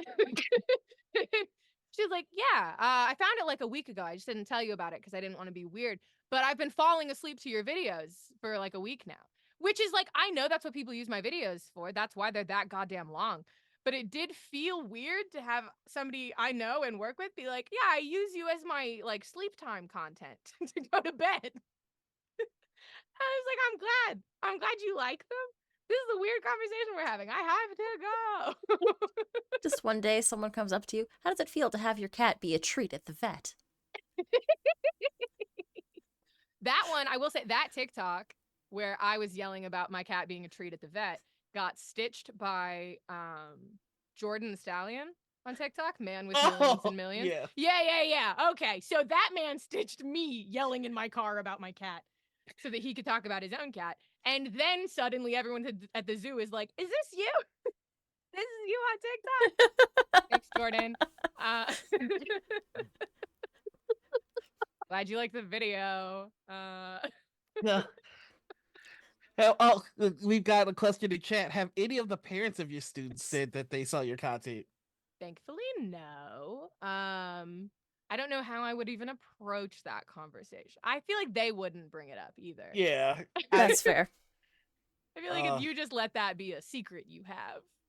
Yeah, but I had a coworker. I go by my government at work. Mhm. And I had a coworker go, no R, and I was like, huh? Fuck. No. Shit. Who? I Made me real. I don't know It them. made me realize if I were a superhero, I would be Superman? What? the dumbest. Huh? Oh damn! You got caught. I mean, where is what I meant to say. No, I feel that like even when I'm at like conventions, if I hear somebody yell whipjack, it puts me into fight or flight. I'm like, what do you mean? You don't call me that out loud. Stop. Just goblin pose instantly. Oh, Literally, ha. Because like, spoiler, that's not my last name. so I've got to ask this question. Uh, how do you describe to your family like you do? Like, My family knows exactly what I do. They're my TikTok's biggest fans. yeah. My grandmother was convinced that my Sirens Cove stuff was gonna get me signed to Hollywood.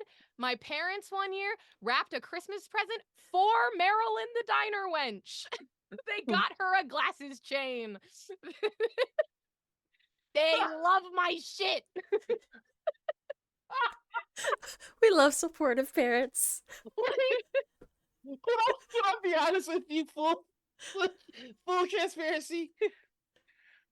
When you said Marilyn the Diner Witch, I was like, that was you?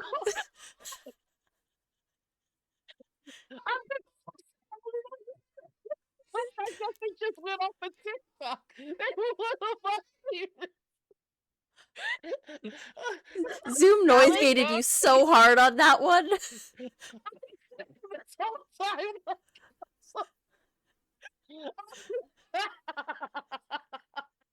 Because I remember it. The two like tavern scenes that I like really got into was Momo's and yours. And like and I was just like, well, Momo stopped, and then you stopped, and I'm like, I mean, Quincy's cool.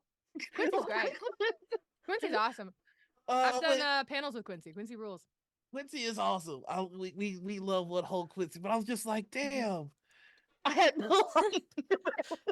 I'll tell you, that wig, I don't know what it was about the wig. Absolutely nobody could recognize me.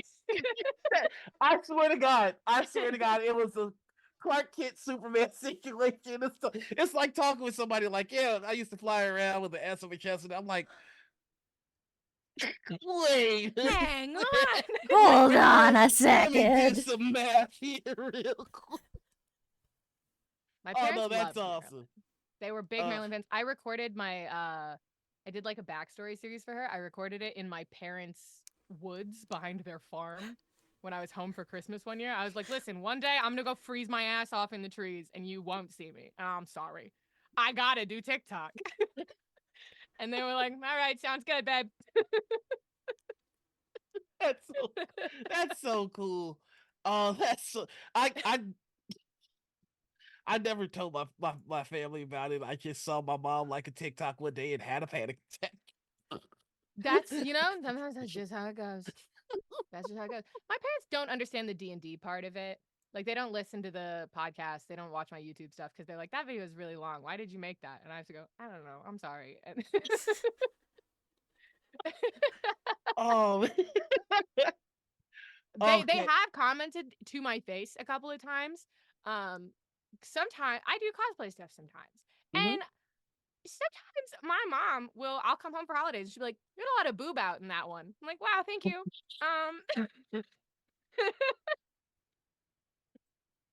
Thanks, Mom. That's what I want to hear. I was when I, like 22. My mother is critiquing how much skin I was showing in a cosplay to my face. Okay. I feel like as a host, it's my responsibility to ease that so for you. So the first TikTok I saw that my mom liked was I stitched a TikTok that asked would you date a lady for $800,000 a month, but she got to peg you once a week. And you can imagine what my answer was. And, I just see liked by my mom. I'm like, well, Why would she like it?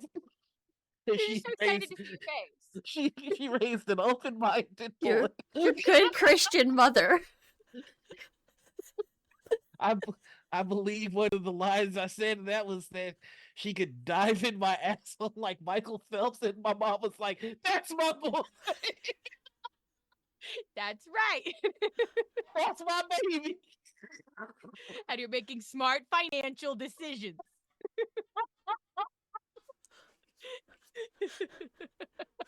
That's a boy who's looking out for his future right there. That's right. Get that money, baby.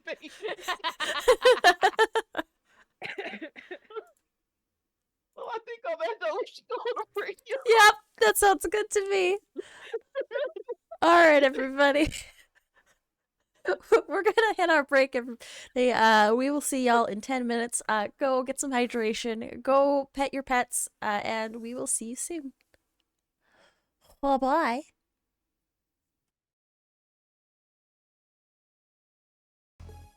And we're back. Butts. See, the whole reason why I do that silent is so that captions don't capture, but okay. You're fine. Where's the fun What? in that? What are we supposed to be? Professionals? Never. Whoa. Not once, not ever. Nobody's I'll ever never accused sell me out of to the man. Welcome everybody to the second half of our morning ritual show, which we have lovingly dubbed the Dark Roast. So, it's where we originally pitched it as a place where we ask more serious questions, but honestly, it's just more of the same. We just gave it a sexy name. So, Because we're silly, goofy guys. it's goofy guys. Goofy Well, gappers. Serious on the internet? I know, right? Never, not us. Also, it was part of our sponsor thing when we were working with Found familiar? that's the one. I mean, we still have our coupon code, so if you want coffee at a discount, there you go. 10% off your order with Crit Miss Cafe.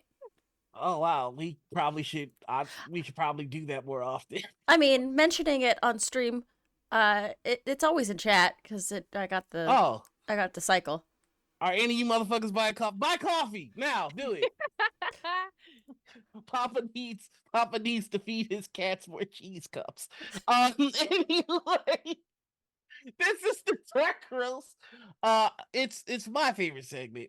My favorite section because we have some pretty fun segments in it, and I think we should just jump into one of them, which is Petty Primetime. Now, I'm not just gonna ask you to know what that is. We're gonna explain it. See, Petty Primetime is our space where we can subtweet IRL. And of course we are always going to demonstrate what we expect from our guests. So Anita is going to go ahead and give us a Petty Prime Time. Fuck you, you forgot to cut me this time. Oh no, I'm good. I was gonna let you have this one because I have one off the bat. Damn. Fantasy racism is still racism. Shit, that was fast. And it just.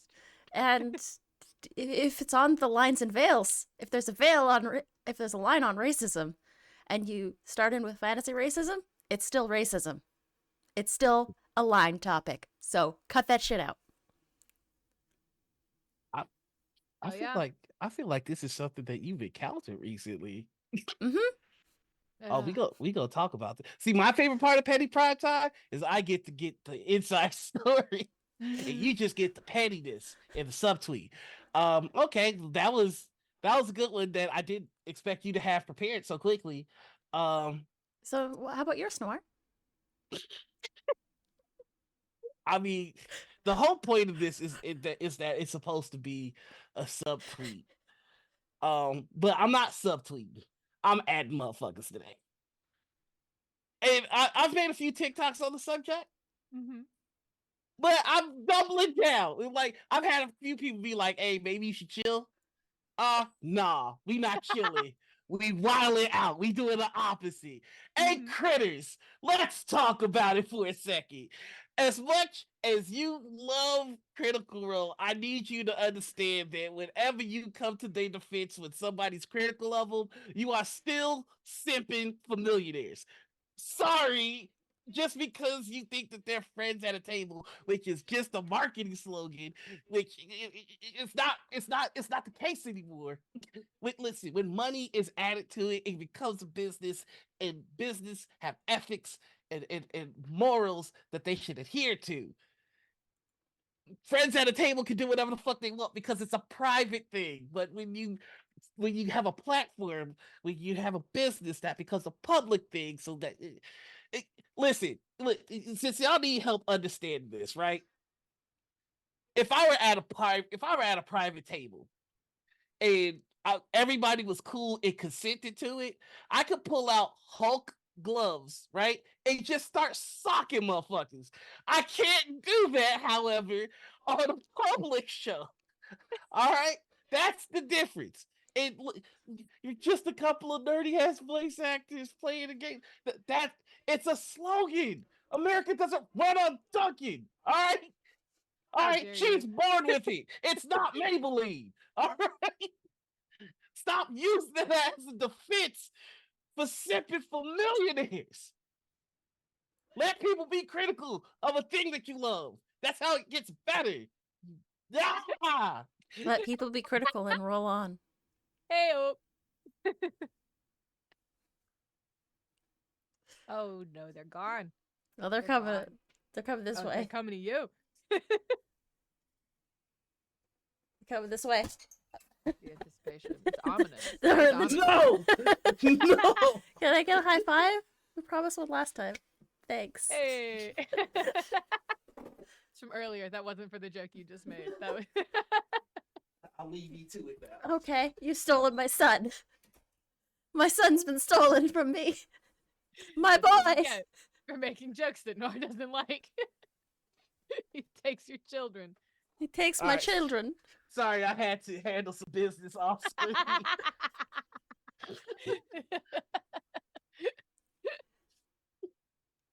So, yeah, that's how petty price. I am trying very hard to think of petty things that isn't just me being petty about the business of producing Oh. actual play. Feel free. Feel free.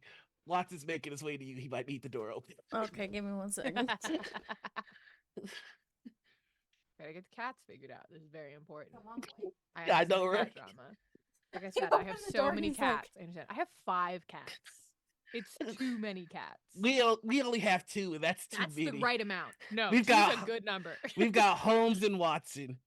Oh, I love that. Yeah, in case anybody wondering, they are fully gay cats. What? we got them together. Well, we didn't get them together. We had Holmes. We had Watson first, and then we got Holmes, who came in pretty banged up. And we're like, oh look, they're gonna be brothers.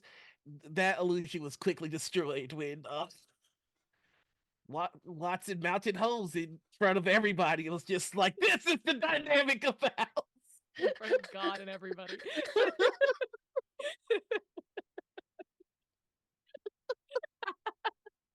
I was like, well, way to come out, son. So proud of my gay sons.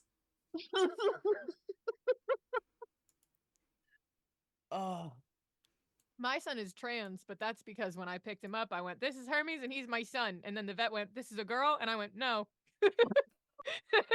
I have already said this is Hermes and he's my son. And I will continue to do so.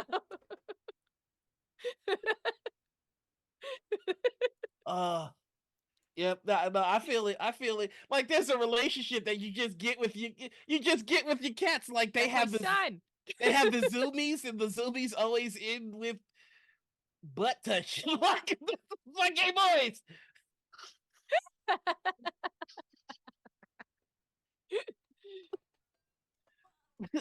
I think they race to see who's on top. And And it keeps it playful. yeah, well, what we've Good learned for it. is Watson is the fastest. I would. Yeah. Louis. What matters Oh, is you that still love them was- both equally. Even though one Yes. of them is much faster. Oh, one is much faster. The other one is it's just petty. Just the It's- pettiest little bitch. And speaking of Good. Patty, Oh, Hey! we have a See- question. see- Segways! Segway. Okay, okay, I appreciate that one. Yeah, you're good. If you are on a paid actual play show, you have to act like it the whole time. That it's like a job. because for the time you're on it, it is. And you have to act like it the whole time and be a grown up. That's I can't say any more words about that than that. But that sums up most of my petty feelings that I have in general. Is if you're doing something for money, it's a job, and you gotta be a grown up. Be professional. I'm usually the youngest one in those rooms. I should not be the one who's gotta be the grown up. I know it's my business, but we should all be grown ups.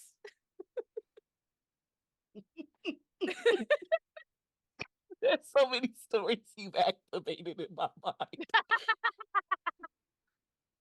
Listen, I've been in this space to have seen a lot, long enough to have seen a lot of like, are you fucking serious?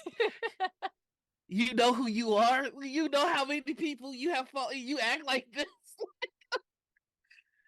Oh Even yeah. just like, grown-ups do things like they talk to each other. And grown-ups do things like handle conflict like fucking handle adults. Grown-ups do things like handle conflict like adults. And grown-ups do things like show up for work on time. And grown-ups do things like not eating the fucking microphone. That's another one.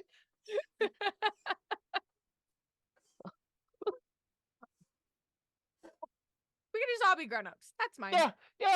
That would be fucking nice, wouldn't it? Yep. I went through a whole big thing recently where every time a new thing happened, I went, "Oh my god, are we 22?" And I'm 24. I'm not even that. But it's just I was like, "Oh, are we all here? 22 years old, being as 22 years old as one could be." Okay.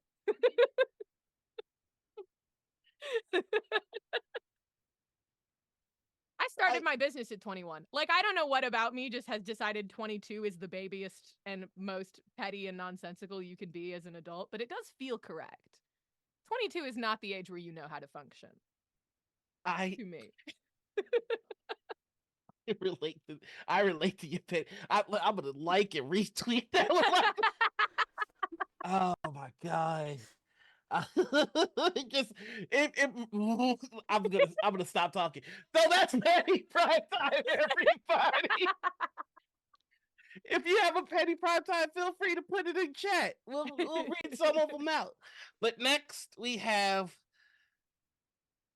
you know what? No, I'm gonna space them out. So next we have the TTRPG bucket list. If there is something that you want to experience at a table, whether it be an action beat, a relationship dynamic, anything that you want to experience at the table as a player or as a GM, we can open it up. Please let us know. So for example, the one that I always give is I want to be in a situation where I jump off of a dragon and I have to figure out how to not die on the way down. I think that would be pretty cool. I've been in that one. I want it so bad. Listen, my favorite race to play in D&D it's black people. No, no, I just hurt myself. My favorite race, no, my favorite species to play in D&D is ASMR, specifically because who doesn't want to fly? And that's one of the things they get. And that's something that I feel like a lot of GMs don't honor. They don't give you a chance to have that, oh my god, you've got angel wings moment. So that's why jumping off the dragon is one of my, and I want to, before we get your bucket list, can I hear the story of you jumping off a dragon, having to figure it out on the way down? It was I guess it wasn't off a dragon, so it was on Unprepared Casters. It was the way that an arc started in initiative, 500 feet in the air. And I guess we weren't on it. We were being attacked by a dragon and had to jump off our flying beast to not die by dragon breath. Literally how it started. That's how the arc started. In initiative. 500 feet in the air. It was Gus. God damn it, Gus. I've dreamed about either starting a session that way or being in a session that starts that way. It really sets the tone. Yes, it really sets the tone. That was our hardcore survival, dying in the tundra arc. And that's how it started. And I died. Oh, I'm so jealous. Oh, that's awesome. It was fun. But do you what that we talked a lot about what's on my bucket list. What is on yours? So you can have more than one thing. Just like if you have Yeah. like a couple of relationship dynamics, action beats, combat, whatever you like, I'd love to hear it. I played through a lot of relationship dynamics. I played through like twins and siblings, and I've done like a slow burn romance. I've done divorced. I've done a lot of things, especially because I GM and DM a lot. So that kind of you're everything to everybody. I'd love to do like a PC relationship where it's like parent and child. I think that could get really interesting, especially if it's with Yeah, somebody that like you trust and you're cool with, which should be Mhm. everybody at your table, but there's different levels there. yeah. But I think that could get really interesting, especially depending on what that dynamic looks like and what the story is. And that's one that I haven't done before as a PC. And I've done like a lot of romance. I don't even really like doing romance. It sort of just keeps happening where I'm like, oh, I guess we're in love. All right. No, I love that dynamic. The parent child relationship, Mhm. Now I have a couple of questions to kind of clear up like Yeah. the extent of this. Uh, Is adventuring the family business, or is this like the kid sees their parent having adventure, they want to go along and do the same mm. thing, and the parent is just like, no, this like kind of sucks. Way more fun to do the second. Way more fun to do the Yeah. second. To have the gung ho kid be like, "We're going on an adventure," and the parent be like, "No, you're not. No, you're going home." You could do it the other way too. Elderly parent, adult child going on an adventure. Here comes elderly parent. Me too. Awesome. That's closer to a relationship dynamic that I would love to do, which is the aging hero and the rising replacement. Just like Yeah, the that would be aging hero fun. having that one last adventure before passing that torch down. I want that moment so bad. Oh, that does Ugh. sound really like rewarding. You pair it with the aging hero having one last heroic sacrifice to pass Oh. the torch off. See, I wouldn't want the story to end with the aging hero dying. In my head, I feel like the ultimate, like of course they're both paladins in my head because Of I course, love paladins, they must be. and I love the idea of the aging hero smite not being enough to put the baddie down, but the youngling following after with just the meanest nastiest smite, like, oh, okay, I can put my sword down. Mine ain't doing shit, and I just saw what the fuck that did. I'm going home. Good night, everybody. You've got it. You clearly have this. My bad. Forever doubting you. Like I feel like the spoilers for Spider-Man 2. I feel like the Spider-Man 2 game did that really well, and I would love to have that moment. And like because like we've all seen Peter Parker, we're like, man, you can't do this forever. Like in having the hero finally go, I don't need to do it forever Yeah. because Yes. that guy's here. Yeah. That's the moment. My Yeah. buddy's got this. Mm. So I would love to see and the idea of that with like a parenting child, especially the elderly parents, just like, I'm gonna still come along. Oh, that would be sick. Oh, I know so many people that would love to play the gung ho grandma too. Uh, I, I, I love playing elderly people in games. It's one of my it favorite really things. is fun. Like, but who look in this relationship dynamic? Who would your dream peak player be to bounce that off of? I I naturally gravitate towards like the straight man characters, and I'm not Mm-hmm. even sure why. I think it's because I like being side characters. I don't like being the hero or the one that the story hinges around. I like being guy who's also here. Which tends to be more of a straight man character.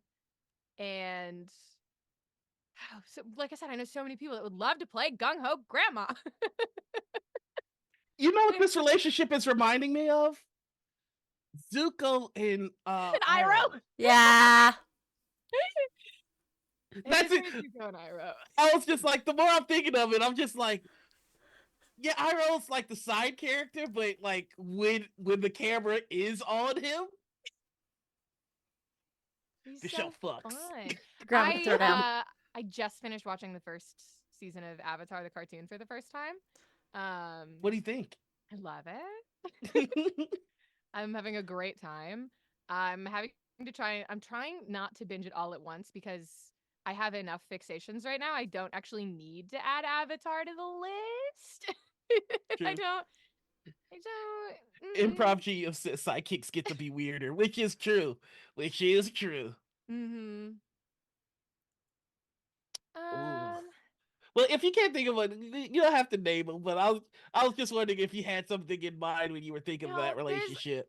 Okay, there's a person that I've played with a few times who does not have an internet presence because he's my real life friend, but I've had him on UC a few times. His name is Owen, and Owen loves playing really weird guys and committing to insane character voices. He's been on UC twice, and both times he came in with a character voice that I went, no way he's maintaining that for 6 episodes. His vocal cords are gonna give out before we get to the finale, and he's done it both times. That sounds like an awesome individual. He's incredible. I think he'd love. That sounds awesome. And that is actually a great segue to our next segment, which is we like to honor something here called the comfort blanket player. I personally feel like one of the poisons of this space is clicks. And it kind of makes sense why people have clicks, because you want to make sure that you're comfortable with the people that you play and that it's safe, but that can also make things a little insular. And when people are in an insular space, things can get a little toxic. But comfort blanket players are the ones that go outside of their group and bring people along. They're the ones that like, hey, you want to come at this table, and just because they're the person that's asking, you feel safer already. So my question to you is, do you have any comfort blanket players, and would you like to give them a shout out? Oh, it's gonna be Amelia every time. Amelia Som, love of my life. No one I trust more than that lady, that gentleman. They could ask me to do anything with any group of people, and I go, sounds good. Sounds good. I'm gonna love everybody that's there. We're gonna have a great time. I would die for them. Oh, that's awesome. I've seen Amelia around, and I've never seen them in a project that I didn't end up going, wow, that's really fucking cool. Amelia rule. It's been so fun because like Amelia's my co-host. Going around and talking to people after making that switch, because everybody was so worried about me after Gus Crazy. It was very sweet. Like I was at a convention, everyone was like, "Are you okay?" Like, I'm good, thank you so much. Especially because there was a lot of people like in the space that I told them about it before, public announcements was made. Just like, this is happening, whatever.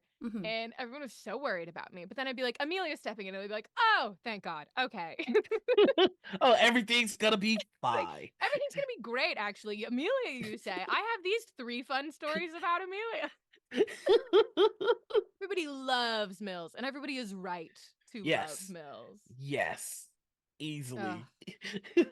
Was there anyone else, or we gonna? I mean, that's peak right there. So yeah, like, if that's the name, then that's the name. Awesome. I guess I will say my first ever game of D&D, I DM'd, and then I was invited to a game where I got to play by a friend I had made in college. His name is Kyle, and Kyle invited me to a game where I did not know anybody else in there, but I trusted Kyle so much that I hopped into that game of strangers. At that point, it was Kyle and 3 white dudes I'd never met. And I went, okay, I'll do it. And then later we added 2 ladies to the game. And that game ended up being so good, we're still playing it 4 years later. And everyone in that home game has been on my podcast because I adore them and I needed the whole world to look at them. Look at my friends. Literally, these people that I just want to, that's why I was so like, that's the thing that made me so happy about the show working, is that I got to hold my friends up to a camera and go, look at Josh. Don't you love Josh? And everyone was like, we do love Josh. I listen. I've got Owen in a lockbox because I need to check out these voices. Owen was, Oh, Owen is such, he's in that home game. He's one of those ones where I know Owen's gonna, and Owen's such a hit. Everybody loves Owen. He's so incredible. oh, so I've got a question. So like, how far in advance do you have things planned for unprepared casters? Like, you've had quite a few different people involved in it, and like, I mean, casting is a nightmare. Like just honestly reaching out to people that we only have one person a week, and it is not fun. So like, I can only imagine what's that like preparing, and how far out do you guys usually find yourself prepared? Yeah, so it used to be different. Pre-hiatus, when everything was like moving at a consistent rate, we would usually have episodes recorded 4 months before they came out. Like we were ahead. Yeah.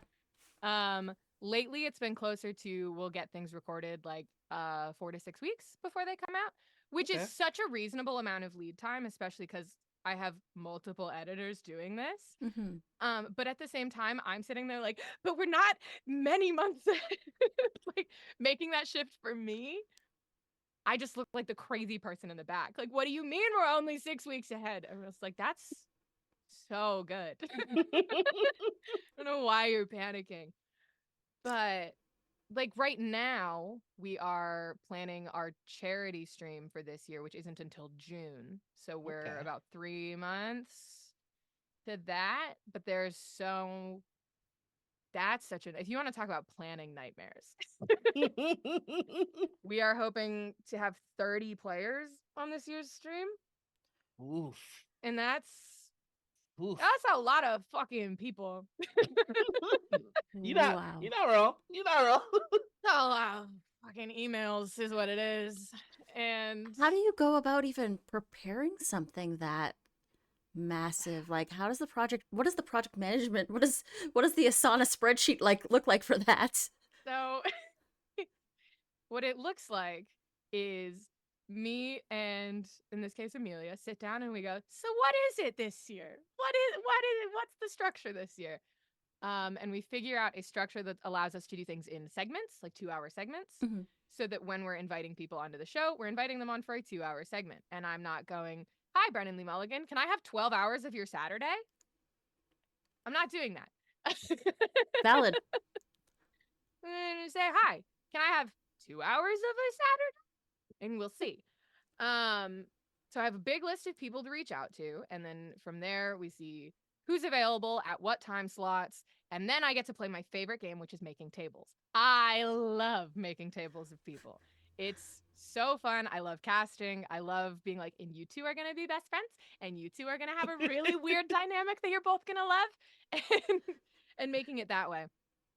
And so looking at availability, both for general and then time slots, sticking them together, making sure there's a time in the day where I get a break, a time in the day where Amelia gets a break. And then we have to start planning for the behind the scenes stuff. We are going to have 2 people running like behind the scenes, managing donations and making sure that tech stuff is all working. Yeah. We've already talked to them and had them lock down their whole day. Sorry to those guys. I did ask for 12 hours of their day. I can't just have them for 2 hours. I need them all day. One of them is one of the people who did it for us last year, so she's like pretty familiar with how our stuff runs, and we do it through Tiltify, which helps for some of that as well, because that streamlines some of that for us. Her spreadsheets go hard. I let her do that. She can do her own. I'm not gonna touch those. And then from there, it's a lot of checking in with everybody, making sure everybody understands that I need them at this time and they have to be there. Please, please, please, please, please, please, please.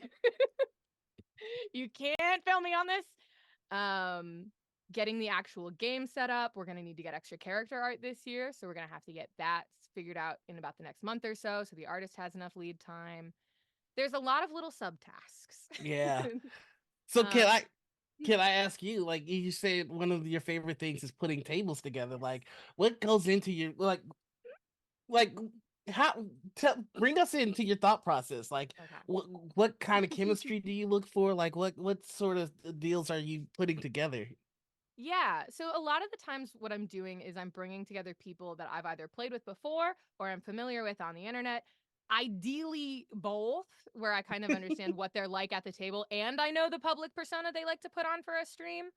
Sometimes you don't get that luxury, but I'm lucky enough to have played with enough people that have front-facing internet stuff that I do kind of know Okay. how they're going to be in the pre-show setup and also how they're going to be once the camera gets rolling. Because those are usually different guys.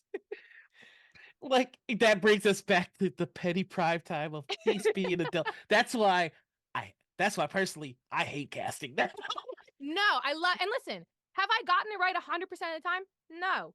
And that's why sometimes we're all very 22. But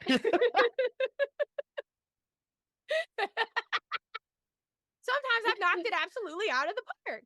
And usually people are good, at least on screen. I'm pretty good at nailing the during the stream, during the recording. Sometimes it's the, oh, I got it wrong, and you're the kind of guy that's going to show up 45 minutes late to your call time. And how was I to know that? You know? Yeah. You didn't Oh. put that in your bio, and that's on you. Oh my god. But so, Please continue. okay. But so normally the first thing I'm thinking about is who's gonna get along just in general. I know that some of my friends are not friends with each other. I'm not gonna put them in the same room. With things like the charity stream, that works out nice. I can just put them in different segments, and I can make the segments not even touch. They're not even gonna happen to see each other in the waiting room. It's fine. But then I also tend to know who I'm inviting from the internet that's a little bit bigger and more dramatic for like Persephoroth, Sephi, who we had last year. I was very careful about like, and who is gonna be like comfortable in that room with the types of things that Persephoroth says, who I love dearly. Oh, Love dearly. we are a big fan. We are a big fan of Sephi on the I show. love Sephi. Sephi says a lot of things. Sephi broke Anita when we had her on. Yeah. I'm not surprised. Look at the 1,000-yard standstill. I'm not surprised at all. I DM'd for Sephi in the charity stream last year, and I was like, I wasn't even ready. No one's ever prepared for first contact with Persephoroth. No, and they Oh. shouldn't be. That's the way God intended it. True. Truly. But so like this year, I'm like, and now if we get Sephi back, here's who's gonna work really well in that space and who's gonna work with each other and dynamics that hopefully like I gotta try and think of if these two people work really well together and these two people work really well together, are those dynamics still gonna bounce off of each other? Or are they only gonna talk to each other? Are they gonna be trying to like focus more on what they're doing? So it's honestly it's a mix of extrovert and introvert, which is Yeah. weird to say when we exist in a space that feels like it should be primarily extrovert, and it's kind of not. A lot of the more well-known names and faces, I would say, are probably more extrovert or at least more comfortable Yeah. Yeah. around a lot of new people because they've done it more times. But with people who are more like TTRPG TikTok or my friends from Minnesota, like it's about balance. And it's about if you're bringing on an entirely new person, like from the TTRPG space, which I'm doing with a few people that I'm asking, I'm trying to make sure that they already know at least one person that I'm pairing them with. So Oh, that they good do call. have like a rock. So that they're not just in a room of strangers and I'm like, now play pretend. That's so stressful. And I've done it. But I'm a little more practiced in doing it than Yeah. some other folks. Hell yeah. So you're saying you need an expert extrovert or like a really well-trained introvert Yes. comfort Yes. blanket players. for the I'm win? telling There's a couple of people that I've got I'm literally looking at my list right now. There's a couple people that I've got on my list where I'm like, bring them on and make sure they're in the same segment as this person because they're going to make each other more comfortable. And then they're not going to panic that I've put them in a room with one of their heroes because they've got their friend that they can be secretly private messaging the whole time screaming. And that's so important. As somebody who's been on one shots with my heroes, you need a buddy the whole time that you can just be sort of key smashing at. Otherwise, it's going to come out your mouth. And it's not the time. Yeah. You need the accountability buddy. Exactly. I honestly, I think it's thanks to this show and thanks to an experience I had at Gen Con. It was Gen Con. Like it's a lot easier for me to, like, I feel bad for those bigger names a lot of the times. I do too. There was a Wizards of the Coast event at the last Gen Con. I think I think that's one of the spots that I ran into you. Because I was probably there. And I just remember Matt showed up and like immediately it was like, you know, The vibe changes. The vibe changes. It was like Last of Us when like the clickers hear a noise and everybody stops and looks at them, and I was like, oh, this poor motherfucker. That was No, I love those events. For that reason. I felt so bad for, like, because everybody's like, can I get a picture? And I'm like, I'm not gonna fucking do that. Like, because it's just like they're being nice, but also like there's free drinks and video games here, and they can't get none of that shit. No, they're there to be in pictures. Well, and some of those places have like VIP lounges too. Mhm. One of which I had Kevin Dice Cream Sandwich sneak me into because I wasn't on the special list. I was only on the list to get in the party, not into the special room. But that was like right after last year's big charity stream that Brennan had been on, and I was like, like, I just want to tell him thank you for being there. Kevin, can you somehow sneak me into this room just so I can say thanks and dip? And he did. Because Dice Cream Sandwich is the real one. That's awesome. That's so cool. But like at that same like event, Travis McElroy was there, fucking hiding in the back outside. Just like chilling with the couple of people he knew. So if you didn't know he was there, you'd never see him. He was just there hanging out with his friends. He was really smart.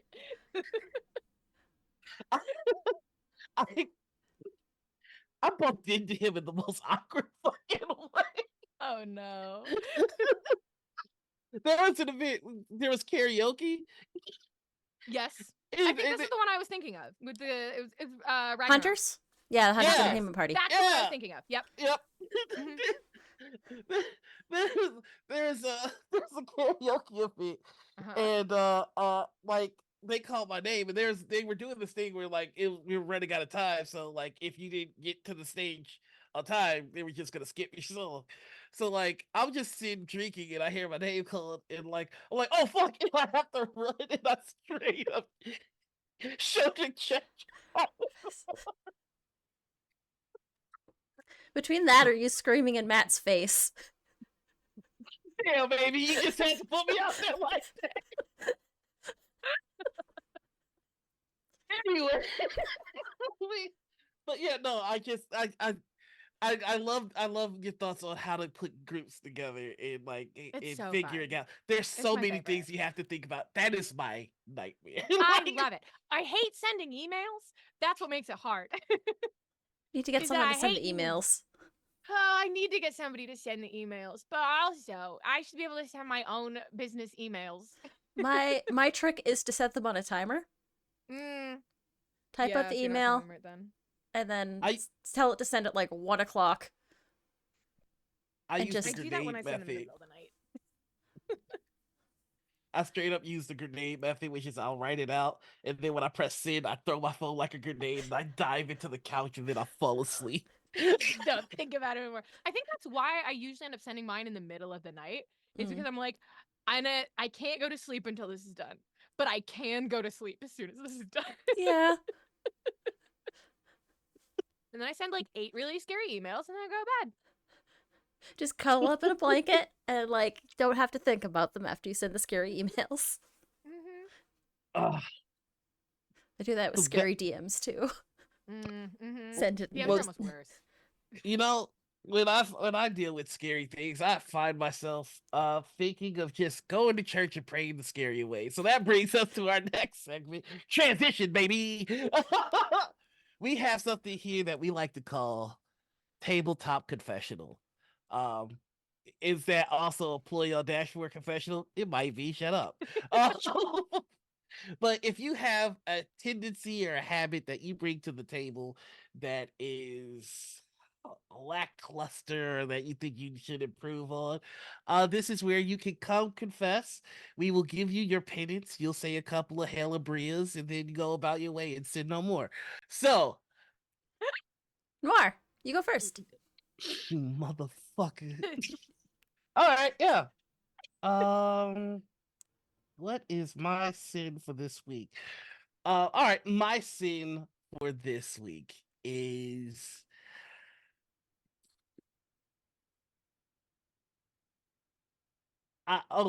okay. No, I got one. I got one.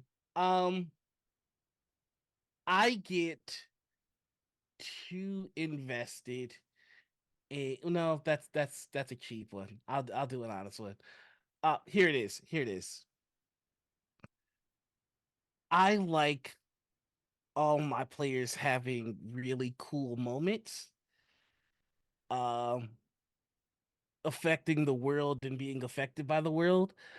And sometimes I'm so excited for those moments that I accidentally trample over the smaller moments that they would like to have with each other as party members. So sometimes I just need to check myself and slow my roll. But that is my tabletop confessional. Sometimes I try the moments that I try to give them trample over the moments that they had in mind. So yeah. I should communicate That's a bit real. better with my players. That's real. Thank you. Thank you. I So think what is my penance? your penance is before uh before you uh bring in a big moment for a player, tell the player that there's a big moment coming. And if there is something smaller that you would like to have happen first, it can inform what happens next. I'll give them the video game. There's no turning back after you Yeah. Give accept this them mission. give them the this is the end game. Okay. No, I like that. Yeah, okay. I will adhere to that penance. Um I'll be even further transparent with the audience here. I felt like this is something that I did in particular with Raiders of the Lost Tribe, the all black hunted West Cowboy game that we done. It's all been filmed, but like you ever like finish a project and kind of sit back and go, "Ooh, I kind of ate a dick on that one." Like that's where I've been sitting with it. Look, the players were fucking amazing. They took what I gave them and they knocked it out of the park. But I'm just like, I feel like I trampled on some moments. So yeah. All right, I'll take that. I'll give them the Cyberpunk 2077. If you take this mission, you're fucked from here on out. Haley, do you have any penance for me? If we're talking about sins in most of what I do these days is production of APs and running them. I, as a person who produces and is aware that I'm running an actual play, will almost always let my players just absolutely ramble and go off on scenes and tangents when I know we are on a time limit uh, and we have things to do. I will simply sit back and let them talk because God, I love listening to them talk. Even though I know we are running a show. Yeah. Sometimes you just want to do when it just I do. And I do. I just sit there and I listen to them talk and it's in my head. It's not like I forget that I have to keep this under 2 hours or things break. I just don't want to stop them. Like I got to that point at the last episode, like right before the last battle, and I was just like, "Oh my god, this is so good. Did I miss more of this goodness because I was so in my bag about the plot? Like, oh god, I'm so dumb. Like, there's just this really sweet. I guess spoilers for the Raiders of the Lost Tribe. I'm not gonna give any specifics, but like, there's Sure. a moment like before the last fight that is just so genuinely sweet where players have made choices that put their humanity on a questionable level, and it's kind of like one of these moments where two people were friends before they got to this point, and like they put down the class that they are, they put down the circumstances that they're in, and they're just friends again for a moment, and they check in on each other, and it's kind of like, who would have thought we'd end up here, right? It's just such a sweet beat, and then they pick up the responsibility again and go forward, and I'm like, oh my god, dude, I can't believe that I almost lost this sauce because I thought maybe a third explosion would be fucking cool. Like, it's the thoughts that I wish Michael Bay had in some of his movies. Like, maybe I should fucking tone it down. Let him talk. Haley, I think a good penance for Wait, yours. no, I don't Oh think wait, Haley's done their sin yet. yeah. That was my sin. Is that Oh, I tend to to let them ramble? Oh, my I let bad. them ramble, and it's not even like the deeply emotional, good for your character stuff. I'm like, they're just on a bit. I Oh, want to hear. I okay. want to hear where this goes. Oh, then yes, I'm so sorry, Anita. Please continue. no. No, I was saying that I think that a good penance for that would be to uh interrupt their sweet moment, interrupt their bit with like some comedically timed chaos. Throw it in there. Just throw a nice don't just grenade in interrupt, there. But yeah, push them somewhere. Throw a plot grenade in there. I my penance is it may be a little bit of the opposite of Anita's in the sense that I think you should interrupt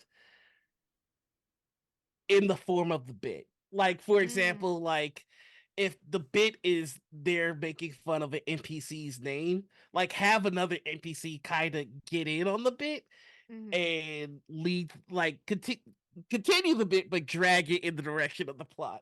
Yeah. Like, now that I'm here and I'm talking to you, have you heard about? yeah, absolutely. I just because like I love bits. Bits. I'm like, oh, I love Bits of it. your lifeblood. I feed on bits. Like with yeah. It's hard because my show is so many bits, but we just sometimes we gotta wrap the episode. oh, like I mean, I think the ultimate skill of a DM is to take a bit and to turn it into a dramatic moment. Oh yeah. So like I like that's the gold penance. Like if you can like take that bit and turn it into something like that will be a sad memory later on, or like a meaningful memory later on, then that's the gold standard. Yeah. But like the regular penance for me is just have an NPC get in on the bit and shepherd them to where they need to go. That makes sense. So I guess that means it's your turn for your sin, Anita. Mm-hmm. Crosstalk. I'm terrible at it. I'm a crosstalk sinner. I have found something that has worked for me, so I'm gonna offer it up to you. I just let people know my character's waiting for a moment to enter to speak. Like just letting folks know that, like I think that gives them the cue, like, okay, my character's done. What does your character say? Like, because some people will not stop if you don't stop them. So stopping them just to say my character appears as though they have something to say. Yeah. Done. Okay. I like that. Sometimes Do- in UC we do full hand raises. You raise your hand if you're waiting Ye- your turn. Yeah, that works Me too. next, please. Me next, coach. Put me in the game. Uh, nah, that always works as well. Yeah, I like that thing. Also, 16 Helibrias. Alibria, full of grace. The dice are with you. Listen, are you among grognards?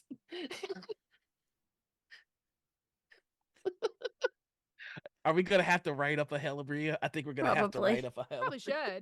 should. Probably should. Uh, speaking of Bible stuff, I just realized that I've soaked the dark roast part of this show in my Time for the religious sermon. my religious trauma. Well, we have what we like to call the TTRPG commandments, where we Hmm. ask our guests to add a commandment to a list of already established commandments that other guests have made. So I'll read out a few from our last couple of guests, and you can tell us what you would like to have added. So Mhm. our friend Hype Goblin Sarah says everyone at the table should be just as invested in other people's story as their own. Amelia Tyler says, thou shalt create fun experience with players less experienced than you without the GM asking you to. Dr. Emily Friedman says, thou shalt play many different games with many different people, and thou shalt not treat people as things. Alec the Bard says, prioritize telling a good story as a group instead of as an individual, and thou shalt give your baddies daddy energy. Uh, Mitalamia says, thou shalt stay connected to the eternal experience and communicate actively with the table. And Click Clack Snack says, thou shall abide by the rule of cool. And thou shalt not look at monster stats at the table. We've got a few others, and you know what? We will post them on our Twitter. We should probably have been doing that. Probably. But we would like to know, what would you like to add to the commandments of the TTRPG commandments?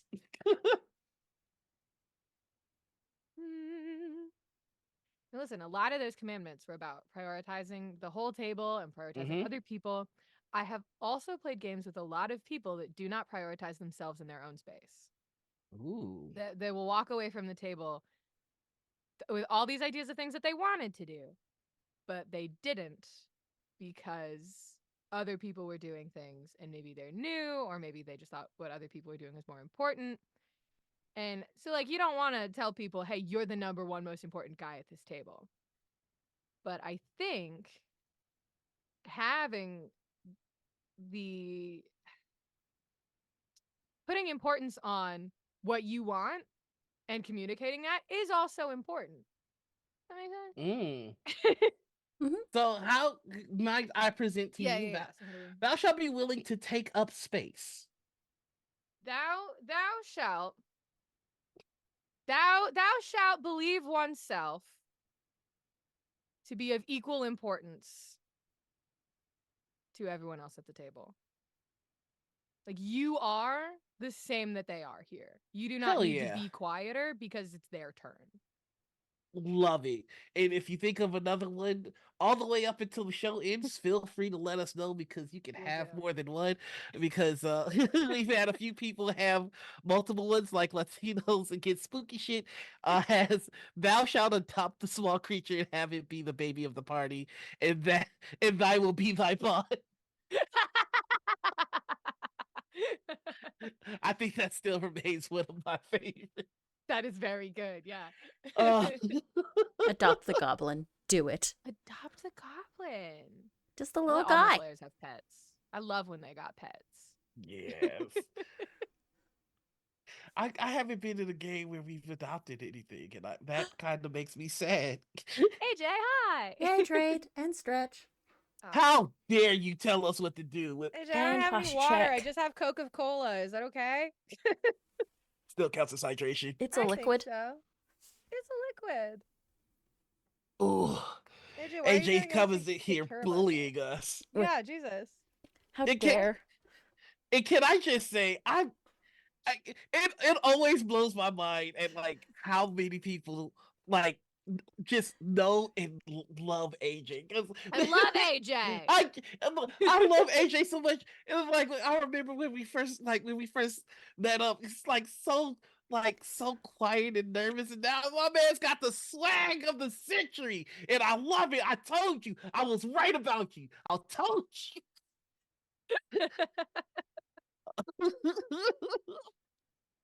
AJ, I have great posture. I've checked it, and it's good. Instead of drinking water, I'm drinking Pepsi.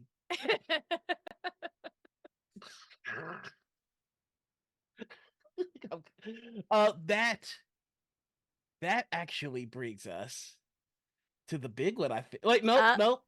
I caught myself. You ask it. Then. We asked what your signature move was as a GM. What is your signature move as a player at the table? Oh, my signature move as a player at the table is to come up with a one-liner early in a conversation with an important NPC and then sit and wait the entire time for when I finally get to drop it on their ass. Yeah. Did And you do any murder singers? You're sitting here like, and then when do I get to say my cool thing that I have thought of? Can I ask, do you do any murder singers? Like after you kill like a particularly potent BBEG, do you have that that Not last thing you say? usually. No, I much prefer taunting the living. I never thought about it like that. I put a lot of energy into taunting the dead. Taunt the living. The living are they have fun responses to it, you know? I like collecting nemesis, even when they're only my nemesis and no one else at the table like really gives a shit about this guy. I go, no. I'm gonna see that guy dead in the ground. Fuck that guy. That guy in particular, my arch nemesis. I'm gonna make his life hell and he'll probably be dead by the end. I don't know. Oh my God. No, I love that. Oh, well, I think now, Anita. Now it's the big one. Let me just consult. Yeah, good. All right. So here's the big one. Here's the one we warned you about. If you've been in the TTRPG space for long enough, you've probably had the displeasure of playing with a bad guy. A bad guy is a veritable black hole of fun at the table. Someone that if they were yeeted into the sun, your experience would improve tenfold. So, Haley Flipjack, I have to ask you, have you played with a bad guy? I have. And here's the thing. I love this already. The thing about it is I can't tell you very many details because sometimes things happen on stream and in published episodes. Whoops. And if I say too many things, yeah, people could. That was. Yeah, people put one and one together. Yeah, and I'm really not trying to do that to anybody. I'm not trying to start fights on the internet. I have a life to live. But damn, is your life intention? You play with Diddy? I have things to do with my day. I can't be in fights on the internet. That's what I'm saying. I got worried for you for a second. Like, oh shit. No, I just, I'm busy. I got Once Upon a Time to watch. I have children to teach. I have 5-year-olds that can't read. I gotta fix this. That's sad. That's so sad and true. All right. Well, whatever. You know what? Here's the thing. And we'll be transparent with our audience. This is not the first time we've had this. So if you need to fudge details or lie straight up, you would not be the first one. That's right, folks. We have knowingly had people lie to you about some of the details of their that guy story. Yeah, that's just the way it is. Okay. I have played with some people, maybe one in particular, Mhm. who saw TTRPGs and playing them as a sort of win or lose situation and was Mm. very determined to win, even when everyone else at the table could tell they were fudging their dice rolls. Which is an insane thing to do remotely, by the way. To do it so badly that everyone else sitting there can be like, "You're lying." Oh, that's I can't- another 20? Another 20? Oh, wow. It was literally, it was like 17, 18, 16. Like, it was all the high teen numbers. We're like, no, throw in one bad one so we can at least pretend you're not lying. Just do a 5. Come on, throw it in there. Once. And then go back to your high teen numbers. Insane to do that, gotta say. But then also to only be concerned about you winning when everyone else is visibly annoyed with you, even as their faces are on recording, being broadcast live. Wild. Insane. Madness. An insane thing to do. I could never. This happened years ago. You feel how mad I am about this? This was years ago. Listen, there's something about TTRPG grudges that just don't go away. hold. They hold like nothing else. Like, I know there's probably people out there that are like, they think that about me, about something. Like, that's what's so funny about the internet. I know there's people who've never met me before that hate my ass for no reason. I know there's people who have met me before that had one interaction they didn't like that are now like, fuck that guy for this person thing in forever. particular. Yeah. It's so funny. It's very fun. Have you looked yourself up on Reddit at all ever? No. Yeah, I made that mistake once. Want to know? There's a dissertation about why I'm a terrible GM. It's because your Jesus. players were too happy and giggly at the table. Yes. Jesus. I did have somebody stitch me on TikTok once. There was a clip we put up from Unprepared Casters where the joke was rolling for dick size. You know the joke everybody makes at some point? Yeah. Yeah. Like, literally, we were so far from the first people to make that joke. I mean, that's what the D12 is built for. That's what it's for. Anyway, so we it was about that and about joking about that, and someone stitched it and was like, I cannot believe that people are making those kinds of jokes when people are uncomfortable with that. When, like, it was a grown-ass man stitching me. It was like, that's so inappropriate. You could tell people were uncomfortable. And I looked back and I was like, who? I was looking at all my friends' faces. I was like, who did they think in this clip is uncomfortable? Like, my friend Grace looked did a little like, oh my God face, like, as we started it. And that was about it. And I was like, is that? Also, does not everybody does this joke? I was so confused. They are aware that y'all use safety tools. We do. And like, here's the thing. And I'll say this about UC. We didn't when we started. Because I was a 21-year-old playing with my friends. Right. I didn't know what that was. As we've gone, we've added more. We have a full-time safety coordinator now. Like, we do the thing. Yeah. y'all have been like not to bring up like any unpleasantries, but y'all No. have brought up like having people involved in projects that you didn't have that you Yes. didn't know were involved in some shitty things. Y'all Yes. have been transparent about the entire growth process of UC.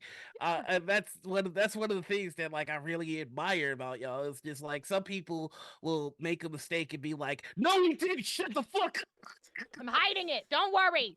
Don't look back there. You don't know how to look in that direction. Yeah, I admire any channel that has the ability to go, we ate a dick on that one. Oops. Like, Yeah, you know, it happens. and It happens. there are a lot of channels out here that don't do that to such a degree that they implode. Mhm. But yeah, that's just my thoughts on it. Anyway, I'm slightly still being a salty bitch. Anyway, I love it. uh, that'll bring us. Thank you so much for the bad guy story, and thank you for sharing. Like, I can't believe somebody stitched the D12 dick size joke like Again, that. that was another thing That's that was like a year and a half ago. I'm still mad about it. D12. Some people Yeah. use D4. I was gonna say, I think we were arguing about the best way to do it, and I said a D12, just flat D12 was the funniest, and I think somebody else was like, you should do like 2D4 plus 1 or plus 2 or something like that, and that was what we were debating in that clip. I mean, there are 1-inchers out there. Like, they gotta I be was like, you represented. gotta go D12, full luck. All right. Maybe a 2D6 method, because at least then you get 2 inches. No, there are 1-inchers out there. They gotta be represented. I fight way too passionately. I don't know. I just rolled both. I got a. like, no one is. I don't know. I just rolled both. I got a 7, and then I got an 11 on the other one. So Both for good. I'm kind of scared to roll a D12. I don't even think I have. I recently packed up all my dice for a secret thing, and I don't even think I have my dice by me. I'm rolling a D12. Never mind. We can. God's being funny today. So was it a 1? Yeah. I fight. Listen, it's empathy. That's what. Not representation. Empathy. God I damn just it. know how they feel. That's all. I can You just know- imagine how they're feeling. Well, no, I do know how they feel, not because of that, but because of height. When God rolled height, he didn't roll high for me. He didn't roll high for me. And I'll never forgive him for that. You should have used inspiration, you fucking bastard. Should have used it on me. Well, that brings us to our final segment of the day. And I just wanna say this has been an absolute pleasure, and we are going to bully you to come back because Hell yeah. I would love to play with you at some point. Hell yeah. But here is our final segment. It is the community spotlight. This is where you get to shine light on people that you feel aren't getting the attention that they deserve, aren't being received the way they should be, and people that you think we should holler at to have them on the show at some point. So they don't have to fit all 3 criteria. It can be whatever you want. Okay. Oh, let me think here. I know you've had people on from the Adam List before, but I will Mhm. always scream and shout about the Adam List. Yeah. Especially because they are a show that's not using D&D for what they do. They're using Starfinder.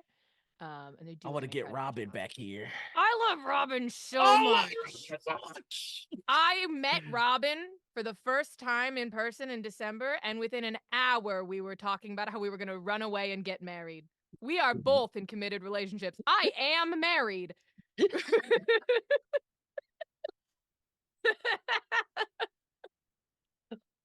So so tune in for the Momo and Haley deathmatch.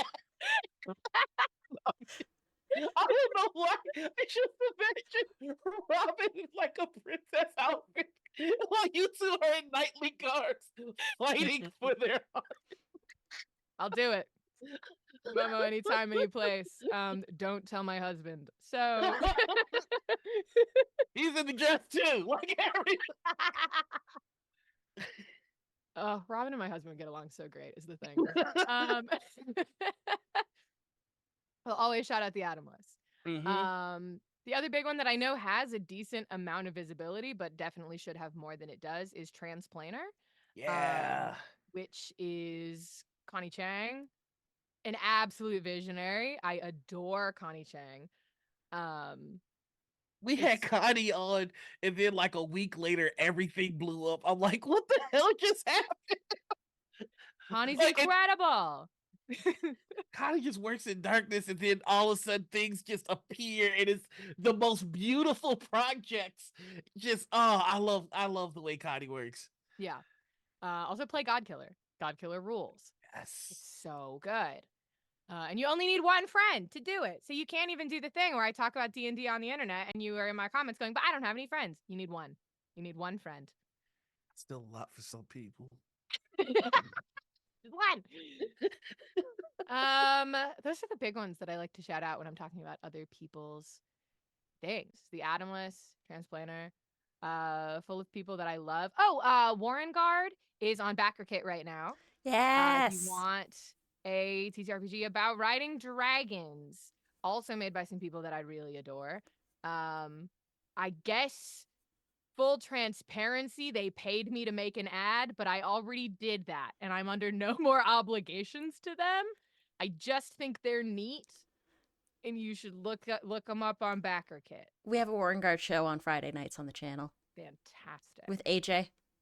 I love AJ. AJ and I play a divorced pair of dragon riders. Even better. Don't bury the lead. You've got the creator of the game too. in Yeah, there. Natalie is our GM. Natalie was so delightful over email. So I'd love to delightful. actually meet her sometime. She's lovely. I met the whole team. Yes, the whole cast of that actual play yesterday. So we had ordered food, and Anita went to go pick it up because it was under their name, and so Fucking Anita track was this. also producing another show at the time. I was just like, hey, can you just hit the go live button? And I'm like, oh, sure, why not? I walk in to Anita's setup and I press go live and I'm looking at the entire cast of the actual play and I'm like, oh God, is the mic muted? And they're like, No. I'm like, I'm so glad I remembered to wear pants. 'Cause I was that's close. That's close. You fool. First rule in the streamer house: you don't get to Winnie the Pooh it. No, you gotta don't be walk in careful. front of cameras unless you're ready. You don't know if they're on. That's why I keep my office in a corner in the basement. That's a smart move. We live in a 1-bedroom apartment in Chicago, so You're in Chicago? Yeah. I'm in Madison, Wisconsin. I'm very close. Oh, yeah, you're real hey. close. I dip down to Chicago all the time. That's where Gus is. Yeah, I love finding people. We need to start a Midwest coalition because I'm getting Literally. real fucking sick of LA and New York. I can't get out there. I'm We're not going. going. We're not going to New York. Are you going to AJ. Are you going to the Ren Fair when it comes back? I'd To really like to. Yes. Yeah. Yes. I was Oh. planning on doing my Shadow Heart cosplay there. So I can wear it Oh. outside. Real quick, time out. I can't believe we didn't fucking talk about this at all. All those cosplays kicked ass. Thank Holy you. shit. And they were all put together so fast. For real. I'm like, how are you? Oh yeah, I had to just order like 6 wigs. And you body painted too. Yeah. It was all it was colorful foundation. There's a line called Sunset Makeup that does colorful foundation, so it just feels like makeup Mhm. and it comes off pretty easy. So That's- that's what I when I wore Alfira to PAX Unplugged and I walked around all day purple, it was in basically Yeah. just special foundation. That's the one where if they show off the black version of it, they do it on the arm. on their and the- arm instead yeah. of their face. Yeah, that's Sunset. Rex says, do it, make a Midwest hub. I did that before, but the problem was I went by the literal definition of Midwest, which is way more than it actually should be. So if I Yeah. do attempt to do it again, I'm probably going to limit it to Chicago, Wisconsin, Indiana, and St. Louis, and that's it. Yeah. There's not a lot of TTRPG stuff going on in Minneapolis. That's where I used to be. Yeah. I do have one friend there, but I can't justify opening up Minneapolis. Just so like if you're not in that hub, I mean, Caitlin will just come out if you ask. She'll just do it. true. But yeah, well, I was thinking Caitlin and Corn Dog. Yeah. I love we love one whole Corn Dog McGraw here. But that is well actually hold on. Anita, was there anybody that you wanted to put a community spotlight on? Ooh. Shout out goes to AJ Husha Kid, who did his damnedest to help produce last night. But the internet gods were not willing. I love you, buddy. You're still the goat. Stop! No, you're Well, gonna get loved. You're gonna get loved on. This love. All right. Well, I would like to throw some love on a group of friends that I've made that we call Reclaimers because we've done a couple of all black actual plays. We've done one for the Haunted West. We did one for Call of Cthulhu. We're taking shit back. And I just gotta live with it. So that's gonna be Christian, a fluffy Goomba, Cinda Scora, that's Jazz, Laura Tutu, and Mad Dr. Rob of Obsidian Brews. I love them with my whole heart. They've become another TTRPG family. I've got my Critical Business family, I've got my Stream Plugs family, and now I've got my Reclaimers family. I love them all dearly.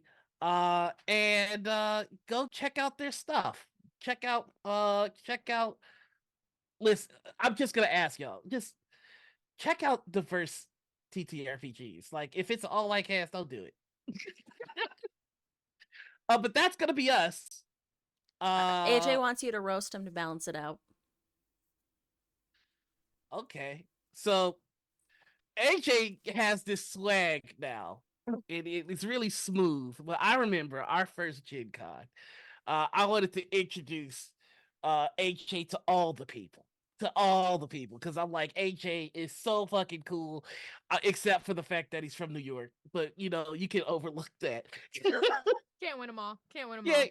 and I remember at a particular mixer, I was just like, "Hey, AJ, there's this person that I know you're a fan of. Why don't you go say hi?" And they did not. They did not. So, at the mixer when they were distracted, I went and told the person to go say hi to AJ. And after watching him freeze up for a little bit, the swag unleashed. And you know what? I'm gonna take a little bit of credit. I'm gonna take. I watched his heart go three sizes that day. So that's me roasting you. I didn't do a good job because I still It's ended honey it with a roast. compliment. Yeah, I fooled you. AJ? Ha You're short. Aha! Take that. He, but he's not though. He's taller than me. I No. can't say that. I've already said it. I caught a stray. But that's our show for today. We're going to go say hi to. We're gonna go raid. Let's see. Who should we? Sam's raid? online.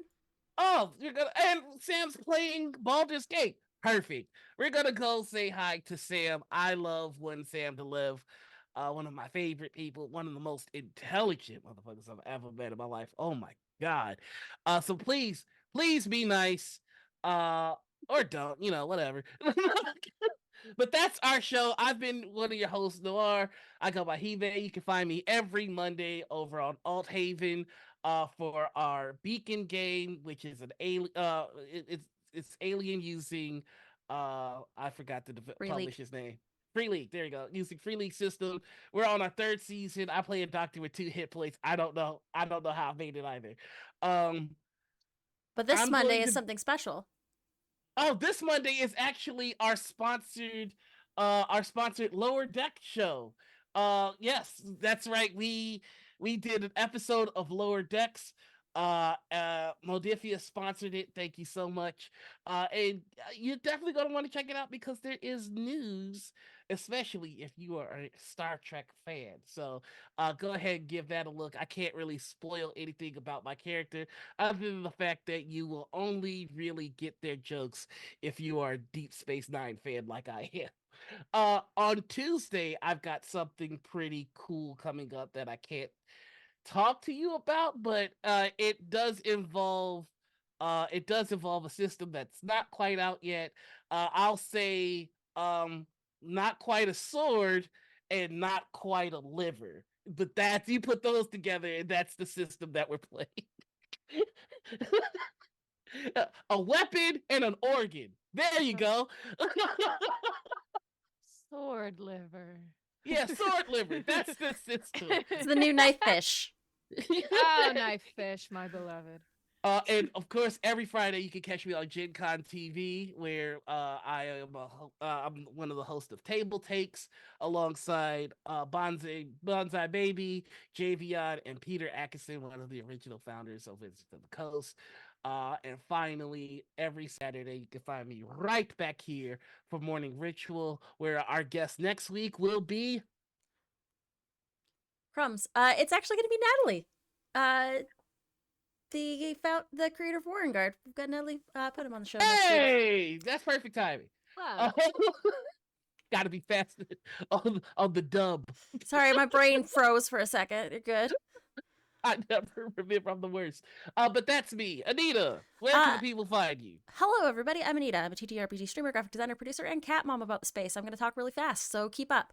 You can find me on Sundays over on Indoor Adventures channel for a Apocalypse Keys actual play where I play Biblically Accurate Angel and Noir is Judas. Yes, that Judas.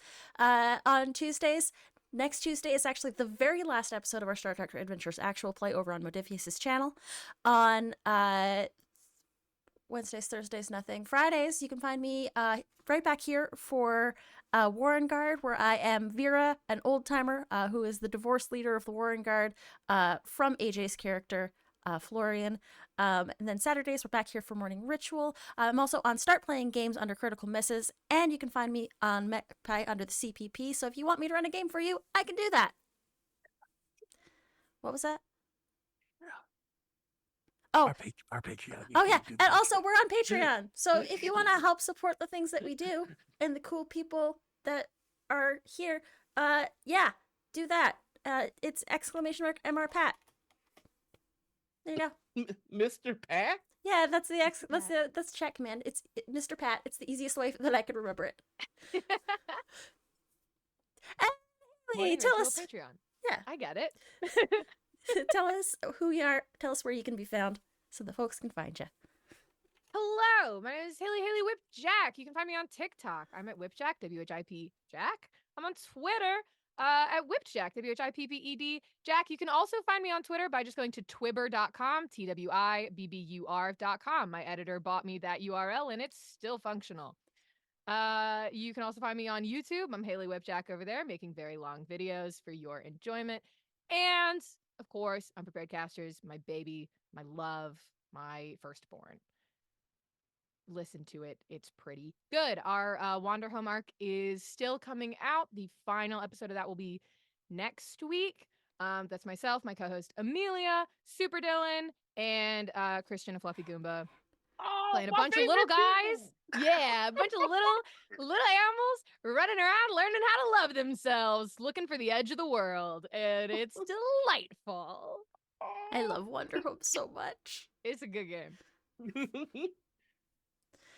All right, that's all folks. me, I think. Okay. Yeah. Well, In that that case, we're gonna raid Sam DeLeve's channel. Thank you all so much for watching, and as always, the ritual has concluded. Bye. Ritual's concluded.